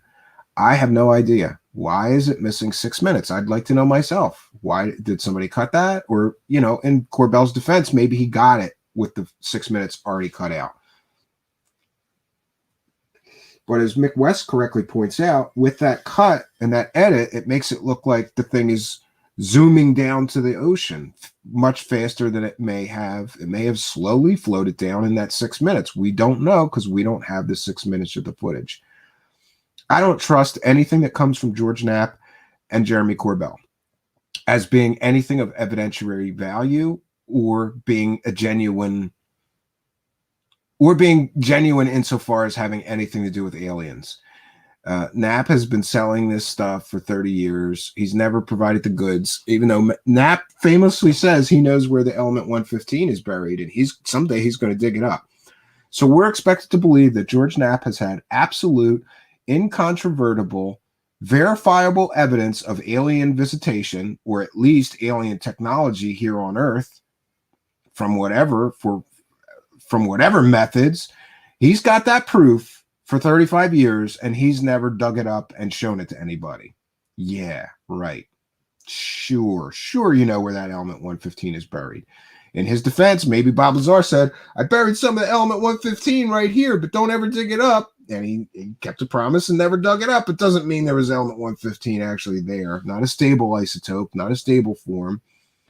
You know, I just don't trust George Knapp.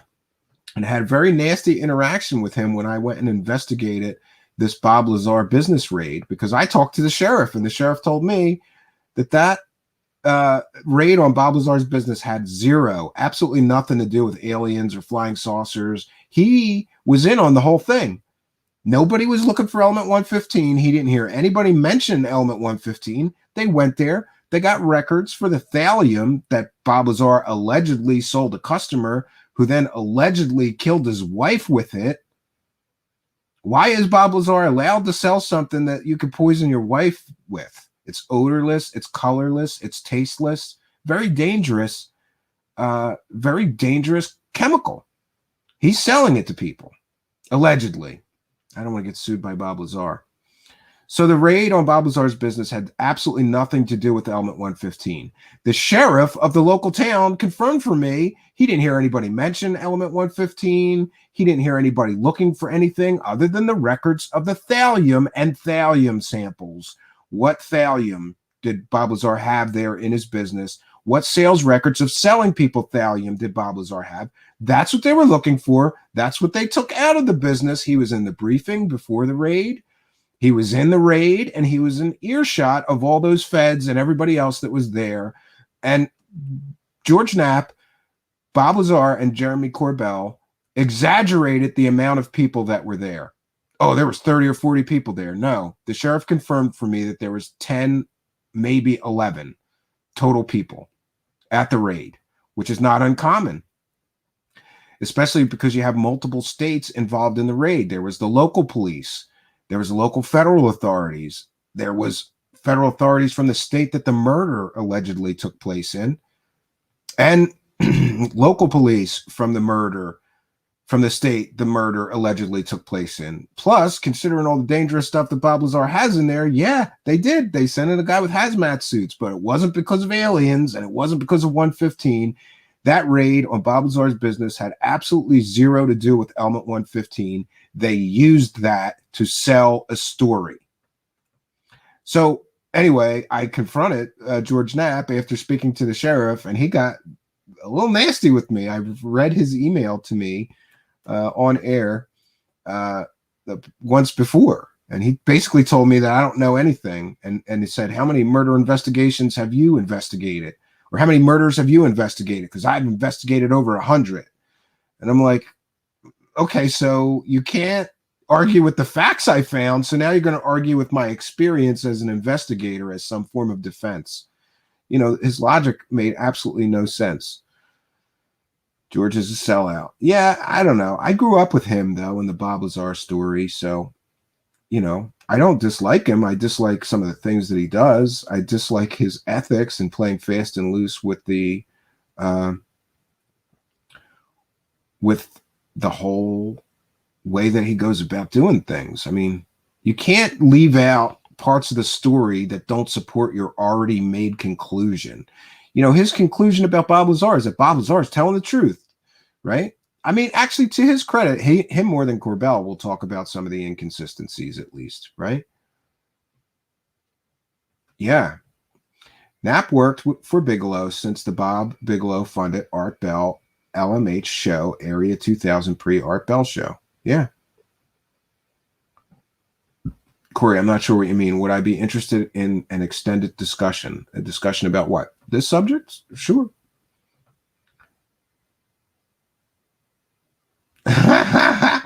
Bob looks like a guy who would not attract women to work for him. Well, apparently he had a woman that worked for him at his photo booth, and he left his first wife for that girl. And she had an awful lot to say about Bob Lazar being a fraud. This is things that I hear. His second wife. I believe Bob Lazar is on his third wife now. Could be wrong, but I believe it. Yeah, it's his third wife now. Dick Tracy asks, a while ago, I requested that you get Daryl Sims, the alien hunter, on for a guest. Did you follow that up? Yes, I messaged him and he did not return my emails. I believe I messaged him twice. I will message him one more time for you, Dick Tracy, just so that everybody knows if somebody would really like me to do an interview, you can, well, let me get rid of this banner. You can definitely email me at truthseekersshow at truthseekershow@gmail.com with your requests for guests, or if you want to hear me interview a certain person, you can email me that request, and I always at least attempt. But everybody's got to bear in mind that I don't know. I think my track record is about 70-30, meaning 70% of the people that I email or request an interview from don't accept or say no or don't get back to me ever. And 30% will reply. And out of the 30% that actually reply, we only really get to book about 10% of the total people that I contact for interviews. So I get a little frustrated when people, I send messages and I ask. That's all I can do. So please forgive me if somebody does not reply to me. Every time somebody asks me to interview somebody, I at least make an attempt to get the interview. All Around Arbiter says, I listened to Coast AM back when Art Bell was host, and later George Norrie, back before smartphones were all the rage, and I had a little transistor radio. Yeah, I listened to Art Bell on a transistor radio as a kid. I had and then later a Walkman, like a Sony Walkman. I used to go to sleep to that. It was one of my favorite shows.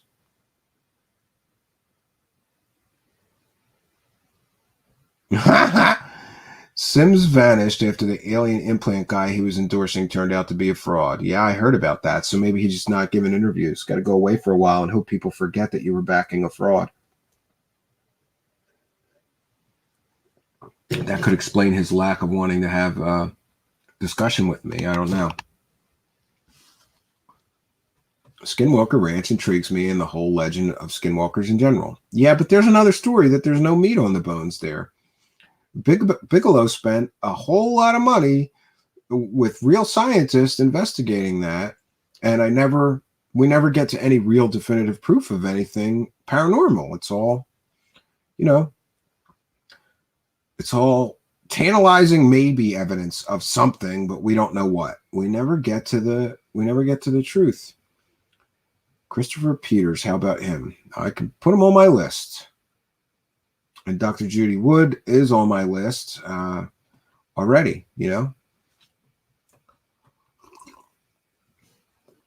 Arg Matley says Judy Wood would be an interesting interview. I can make a note and put it on my list.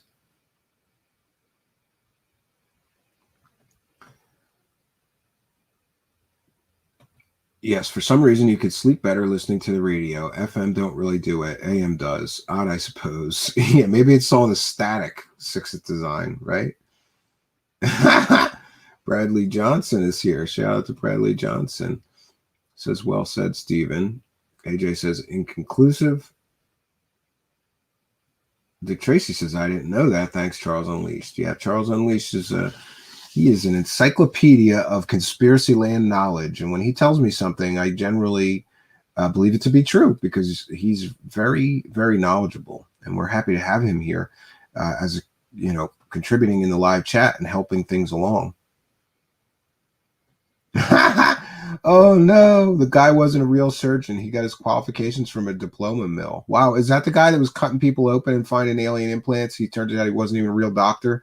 He's just cutting people open with a degree mill degree. That's a little dangerous. That's definitely a little dangerous, right?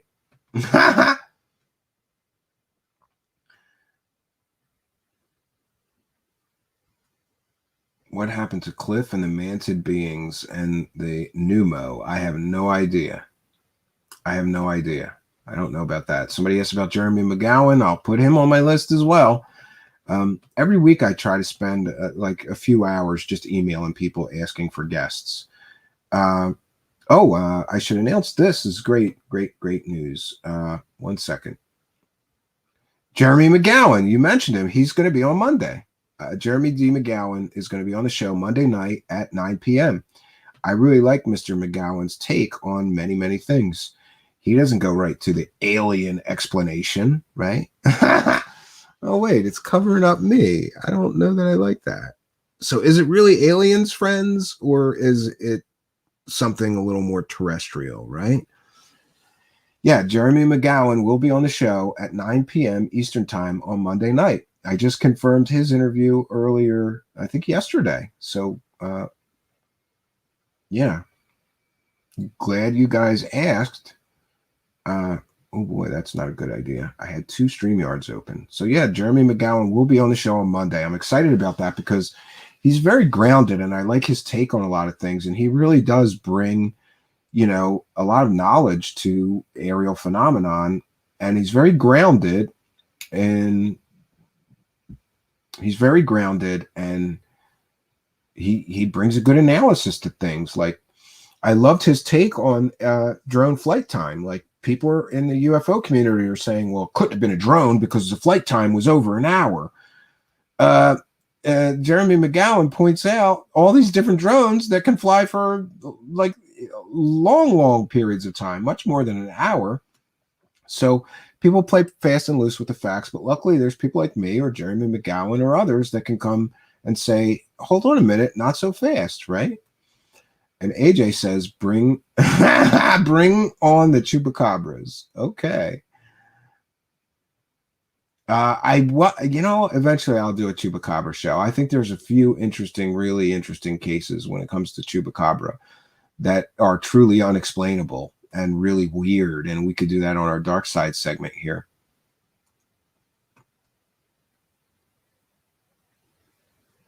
Yes, I know. That's why I like it. UAP or SAP says, McGowan has a lot of drone knowledge that is not widely known. I know, and he's really shooting these UFO hucksters in the foot, you know. They say something that's completely and totally factually inaccurate, and Mr. McGowan goes live on his YouTube channel and says, wait a minute, not so fast. You said that there couldn't have been a drone because of X, Y, or Z, and let me show you some examples of why it could have been a drone because of these drones that I will show you, X, Y, and Z. You know, I think he's great and he's well needed in the community. So I wanted to have a talk with him. And it's funny, he's one of those cases where I was going to call him on the phone and just have a talk. And then I said, you know what? No, let's just do our talk in public. And then everybody else can listen in because I thought everybody would enjoy it, right? UAP or SAP will be a killer show, no doubt. Yeah. And then also tomorrow night, I think we're going to talk about David Wilcock's new course because he's got a new pitch video up wanting people to buy his course, and it's hysterical. He is literally promising people superpowers in the pitch video. If you buy his new course, when the Ascension event happens, you'll know how to unlock your superpowers, which I think is consumer fraud. BS alert, buddy. I think John Claude has no reason to come on my show. The guy's got like, what is he up to? Like 40,000 subscribers, you know? And what does he have for average live viewers? Like 500? Does he want to come and slum it here? No. I mean, I could ask, but he hasn't returned my messages the last couple of times. I think he got pissed off at me because of something I said, which is highly likely. I said a lot of shit.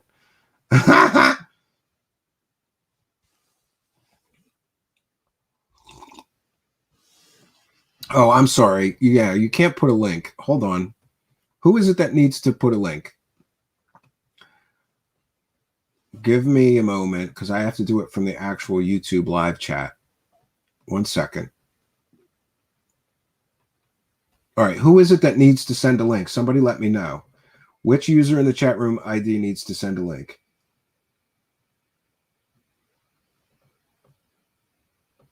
Is it Corey? All right, here's what I'm going to do. Corey, I'm going to make you a moderator, and you'll be able to post a link publicly. And maybe it was Bradley. I'm not sure. I'll make him a moderator too. Everybody gets a wrench. Please don't do anything stupid with it. And while we're on the subject of moderators, I should remind everybody, I was getting accused of deleting YouTube comments. And I got to tell you once again, I don't delete any YouTube comments. I don't know what's going on. Ask any YouTube channel creator, content creator. A lot of times you will see a notification that you got a comment and you can sort of half read it in the notification and then you click on it and it's gone. YouTube is doing this, not me. So people are like, were accusing me of deleting YouTube comments. Nope. And I never will. You know, if you say something racist or, hate speech or, homophobic or transphobic or something like that, I might. But if you're just expressing an opinion in the live chat or in the YouTube comments, I will not delete anything. And it really is a situation with YouTube. I give you my word of honor on my mother's grave. I don't delete YouTube comments except for the things I mentioned. Obviously, I can't have somebody making racist or homophobic or transphobic or, there's a certain line that you can't cross. And please don't be personally insulting in the comments. But if you just are saying something about a show topic, we don't have an echo chamber here. You're allowed to say, just please be respectful. Yeah. Yeah, Six Design is reminding me. YouTube removes chat all the time. Mods can't see it at all. Shows retracted immediately, so there is nothing anybody can do. Yeah. Yeah, I'm not deleting comments. Oh, and I want to just remind the chat room moderators is that I don't want anybody put in timeout or booted or muted or anything unless they really need to be, right? Because then people accuse me of censoring them in the live chat, which is ridiculous. It's usually their own behavior that causes a mod to retract a comment or remove a comment or whatever. And I can't really monitor the live chat and do the show at the same time. I can monitor it insofar as reading the comments and putting them on the screen, but you know, sometimes some kind of drama erupts in the live chat and I don't really know what it is that's happening. So later I got to reconstruct things. I think even, and also one moderator should never time out another moderator. I'm not sure what happened, but I know V was upset one night because she thought I got somebody censored her or booted her, or I don't know. And that's twice I think that's happened to V. V's a big contributor here, and I would never want her booted or, you know, because I know her enough to know that she's not going to say anything. I don't know what happened. I think the two moderators just got in an argument and one decided to boot the other one. So yeah, drama. And speaking of drama, I mentioned some of the drama. You know, I had my little freak out and I feel like I'm over it. Even if other show hosts continue to say smack, and some of them have, if other show hosts are going to talk smack about me, I'm not even going to address it unless I absolutely positively feel like I have to, but I'm really going to try hard to not address it. That takes the wind right out of those people's sails. They want to get a reaction from me. They want me to talk about them on my show. And it's probably not a good idea to reward people that are talking smack about you, right? And then it's all ridiculous anyway. Okay, you're going to talk smack about me on the internet, then I'm going to go on the internet and talk smack about you, and then you'll talk smack about the smack I talked, and it never leads anywhere good. I don't have the time. Friends, I got to tell you, since this, you know, some changes that are happening here, this is slowly becoming a part-time job for me, and I just don't have time for drama-rama. I got stuff I got to do for the show, and I could spend an hour, you know, talking smack about some other show host to talk smack about me, or I could spend an hour doing something actually that will move our show forward. So I'm choosing to take the higher road and really try my best to just work on the show and ignore critics, because, you know, I will say this: it's always the guy that can't do what you do that will be nasty and critical and negative, right? Does anybody ever notice this? Nobody more successful than you ever talks smack about you. Nobody more successful than you is ever a big critic of what you're doing. They don't care. They're busy chasing their own success. It's always the people less successful than you, the people that couldn't do what you did or can't do what you're doing. That sour grapes, right? That old sour grapes things, you know?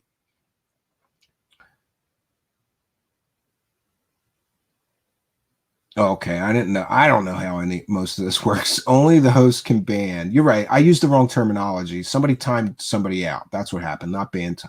Somebody timed out V, and that's the second time that's happened. And I think she was just like disagreeing with somebody in the live chat who also happened to have a wrench, so they timed her out. Yeah.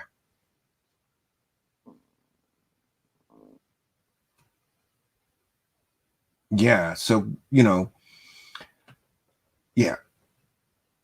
Going forward, we're going to try. I'm really going to try to ignore that stuff. And, you know, like, I even shouldn't have listened to an hour of something I listened to, right? Because I did this thing on Wednesday, and then, you know, had this mea culpa and apology, and I thought we were good, but I didn't know that right before that, more smack talking for a full-on hour, saying all different insults that he didn't apologize, you know, so I shouldn't even have listened to it. I should just let it go.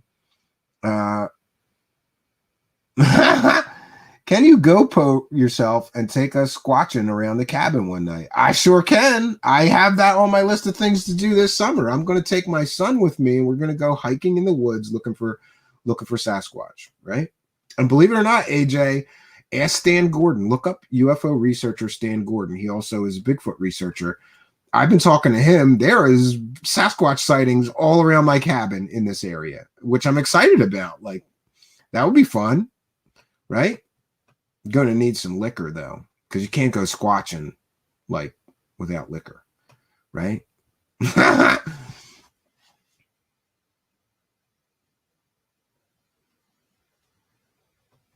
Some debate about what a mod can do and what a mod can't do. Yeah, I don't know how this works, but I'm just hopeful that everybody will be a little more respectful towards each other, and a mod should not be timing out another mod. Really, I should be the only person that's allowed to time out a mod, but they don't give us controls for this stuff, right? Leave the shine at the cabin. Maybe I'll give it to Sasquatch. Be like, you want some moonshine, Mr. Sasquatch? In the immortal words of my grandfather, he just jelly. Yeah, I mean, that's what a lot of this stuff stems from. And like I said, Pragmagic, I had tarot cards on before I got monetized. Nobody said anything. Suddenly I got monetized, and then they started saying that I was selling out. So I guess when I wasn't monetized and had tarot cards, that was okay. I wasn't selling out. But once I got monetized and had a tarot card reader, then I was selling out. See how that works? It's just, whatever, man. I'm just going to keep... If they were jealous before Pragmagic, wait till you see what's coming, because there's a lot of changes and expansion of the show that's happening in the next month.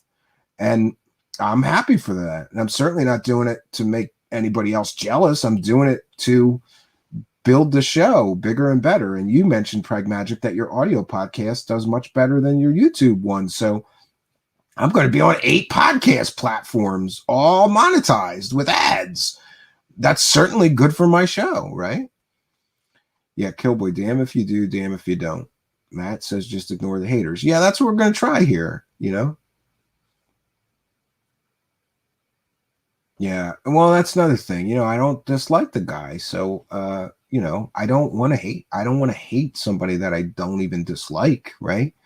So I'm just going to choose to be the bigger man and let it go. And Pragmagic, like, people will see that kind of stuff for what it is, right? I think I explained to myself once enough, right? On that freakout show last show. And I was going to take that down, Pragmagic, but then I thought, no, people enjoyed that show, and it's personal, and that's another thing. I'm going to try to not get so personal though, because I don't think that's really the theme of our show. It's like, people don't want to hear about personal drama between me and a friend or acquaintance or other show hosts. They want to hear about the subjects that come here. Yeah, Pragmagic. Financial predicaments will do that for you. And you know what I think? I think it could be a lot of different stresses on him right now. Divorce is not cheap. And then he's got some nutter suing him in a frivolous lawsuit and 15 grand worth of, legal bills that he shouldn't have for some kind of for what? He's getting sued for saying that some Buck Rogers science fiction fantasy guys, Buck Rogers time travel stories aren't real. So I feel for the guy, I'm human too. Like that would suck. And I got to tell you, Pragmagic, if I get myself sued, my wife will lose her shit. She's always telling me, she's like, you better not get sued for saying stupid shit about stupid people on the internet or I'll kill you.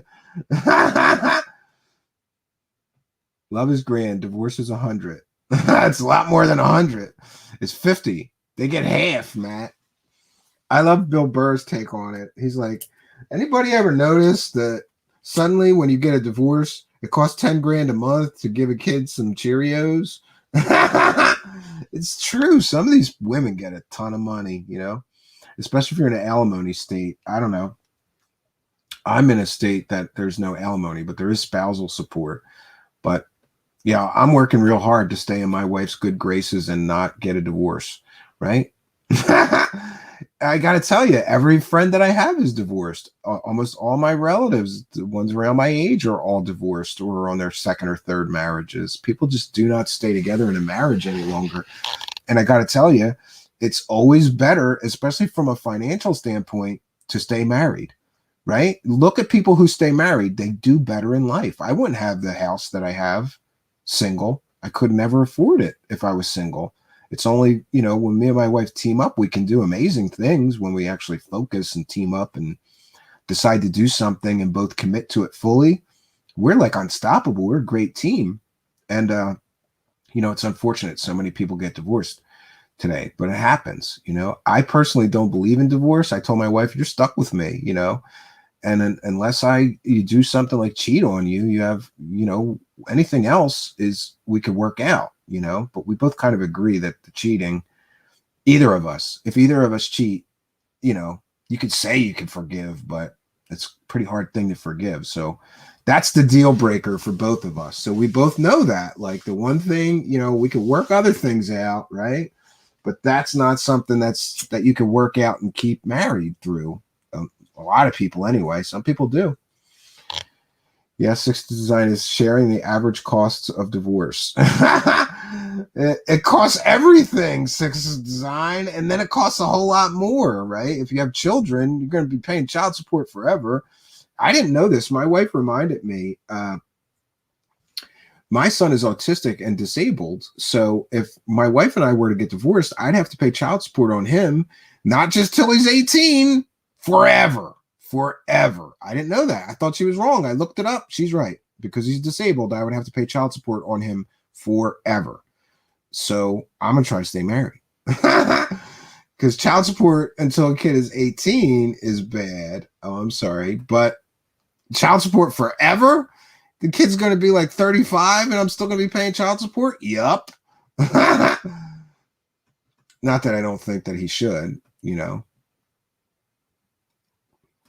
Getting divorced has its advantages. For example, I have a ton of cash stashed away from monthly payments my dad sent for almost 10 years, which were not spent. Oh, good for you.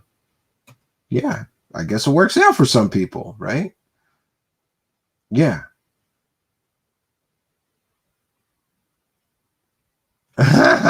B. Baker. Always say, in my opinion, regularly, Stephen. Avoids lawsuits. Yes, I've adopted allegedly, but I did. Yeah, I got to hear in my opinion much more, right? I will do that, B. Baker. I'm going to say, in my opinion, before I say anything that might land me into, legal trouble. The Walter Bosley is here and says, not an ET craft. Yeah. And Walter Bosley, I got to talk to you about something off air because I don't know why, but there's these other show hosts and they were like calling me a sellout for having you on my show and calling you a liar or something. I just want to, I gotta talk to you off air because I want to see what that kind of drama was about. But it's nice to know. Yeah, I've got Walter Bosley as a guest on my show. One of the guys who's verified, you can verify his background. Like he didn't make up his education or his military experience. And he can show you proof of everything that he talks about as far as his background. And suddenly I'm a bad guy for having him on as a guest.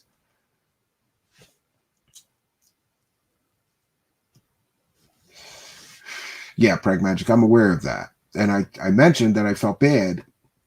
The first day I got monetized, I thought about him and a few others. And then I felt guilty. Like, oh man, I just got monetized. This is awesome. And then I thought about them and I felt bad.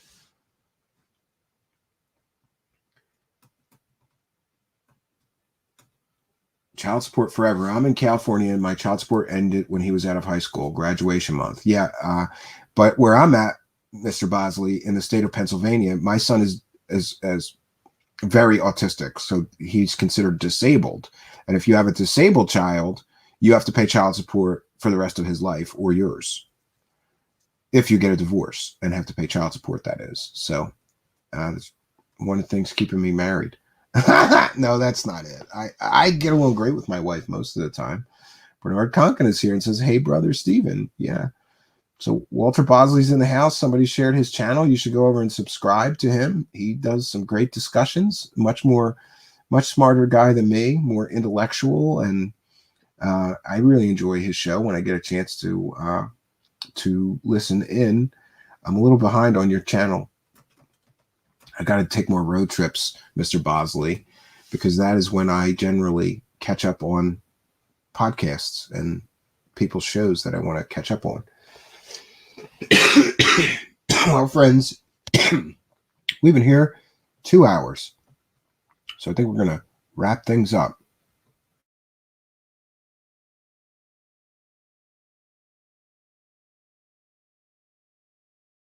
Comments or questions for me before I bounce out of here, please put them in all capital letters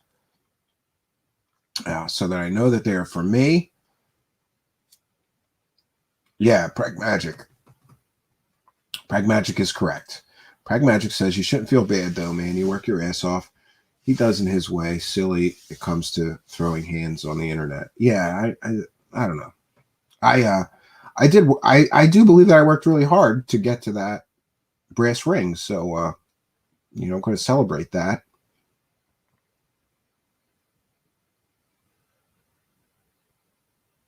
And Six Design is kind enough to remind everybody that I have a Patreon channel.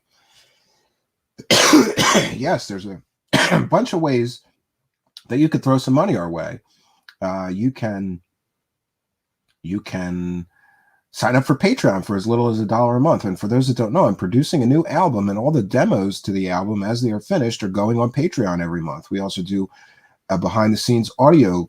I'm sorry, I keep calling it audio journal because it used to be a behind the scenes video journal or stream. So every month, towards right near the end of the month, I make a video just for the Patreon supporters, talking about stuff going on behind the scenes and backstage of the show and what I've got coming up and what we're planning and things like that.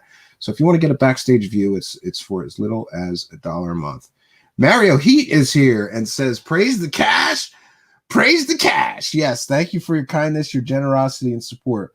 And by the way, I think CW Channer's mad at you because I let slip that you helped me get the background for that CW Ranter thing, and he was not too happy with you. I think he did mention something about effing you in your butt or something. I don't know. But thank you for your kindness, your generosity, and support. Oh, Canadian dollars. So tonight we had American dollars, British pounds. Hey, I want to praise all the cash. Tonight, I could praise the cash in multiple ways. Praise the Mexican pesos that Melissa sent me. Praise the British pounds that Charles Unleashed sent me. Praise the dollars that All Around Arbiter and UAP, or I'm sorry, what was his user ID? I don't want to get it wrong. UAP or SAP sent me. Praise the dollars. Praise the Mexican pesos. Praise the British pounds.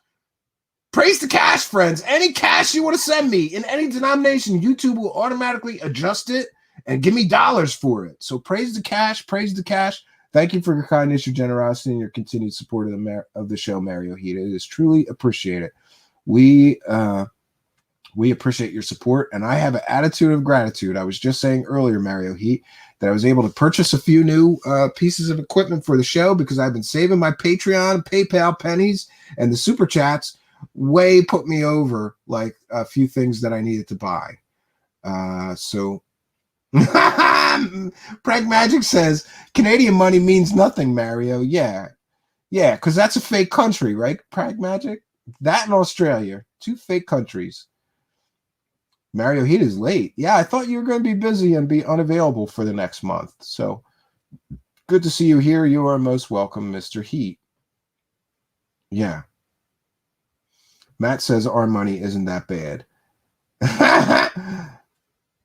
He's going to duke it out with CW when he gets back. Yeah, I think he wants to like butt rape you or something. I don't know. Well, I should have said that. He said something like that. He's like, oh, Mario Heat. Yeah. It's all good. Canadians aren't easily offended. Yeah. You'll just apologize for not having good money, right?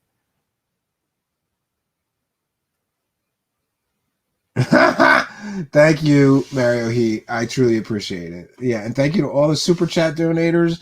Thank you to all the Patreon, PayPal donators. There's a donate button in the about section of our channel here. You can send me some money on PayPal, and we shout all those out. Just include a note with your chat room user ID and anything you want me to shout out, I will do so. And thank you to all the Patreon supporters. And also, one final bit of business. Soon we're going to be offering YouTube memberships, which will be, geez, I don't even remember. I think we made them like $5, $15, and $25 membership levels with all different. We're going to do members only stream once a month and all these other things. And really, it's entirely optional. You know, you guys know about the recent controversy with people calling me a sellout. No, I'm offering products. Purchasing those products or content is purely optional, of course. And I know it's a rough economy out there, so no problem at all if you choose to only support us through doing things like comment, share, and subscribe. That really does help. If you really want to help us, it's not just financial help. As a way to help, you can just comment, and share these videos on your social media, and it helps drive us up in the search engine. It helps expand our reach, find a bigger, better audience. It really does help. By liking, you smash that like button every chance you get. You could smash the dislike button. It's just engagement that YouTube algorithm likes. And by the way, praise the AI algorithm gods. Please find favor in our show and add us and raise us in the search engines. Help us find more subscribers, more viewers. In Google's name we pray. Amen. Every day I pray to the AI algorithm gods because every day my fate is in their hands largely, right? Oh, I got a new animation. Look, it's the Patty Bigfoot. Somebody mentioned Sasquatch, right?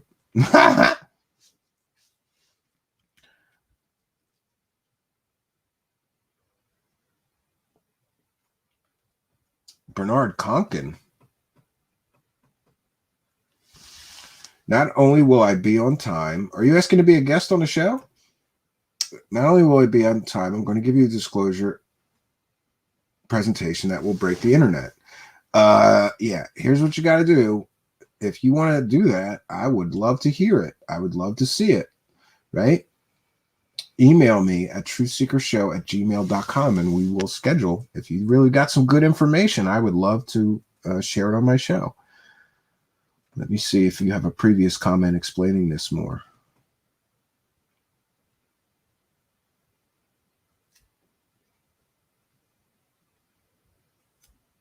Oh, yeah.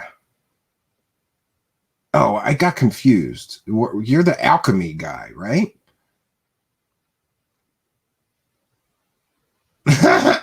Yes, Bernard is the alchemy guy that was an hour plus late to being a guest on the show and now wants me to reschedule. And I got to tell you, I'm a little hesitant, but I believe everybody deserves a second chance. So what, now you want to come and talk about disclosure?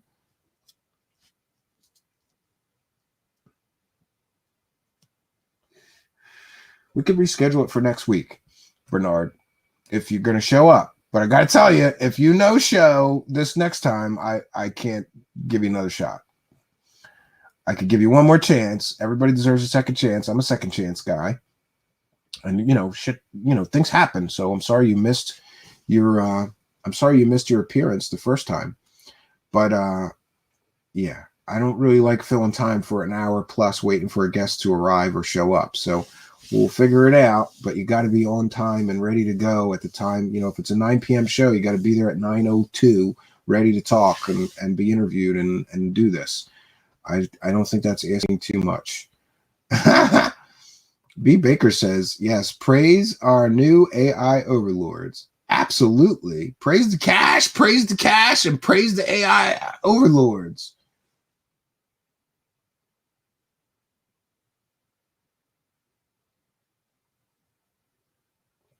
Yeah, I'd love to talk more about alchemy. Definitely. Somebody's asking if the Data is classified. Yeah, so interesting side discussions.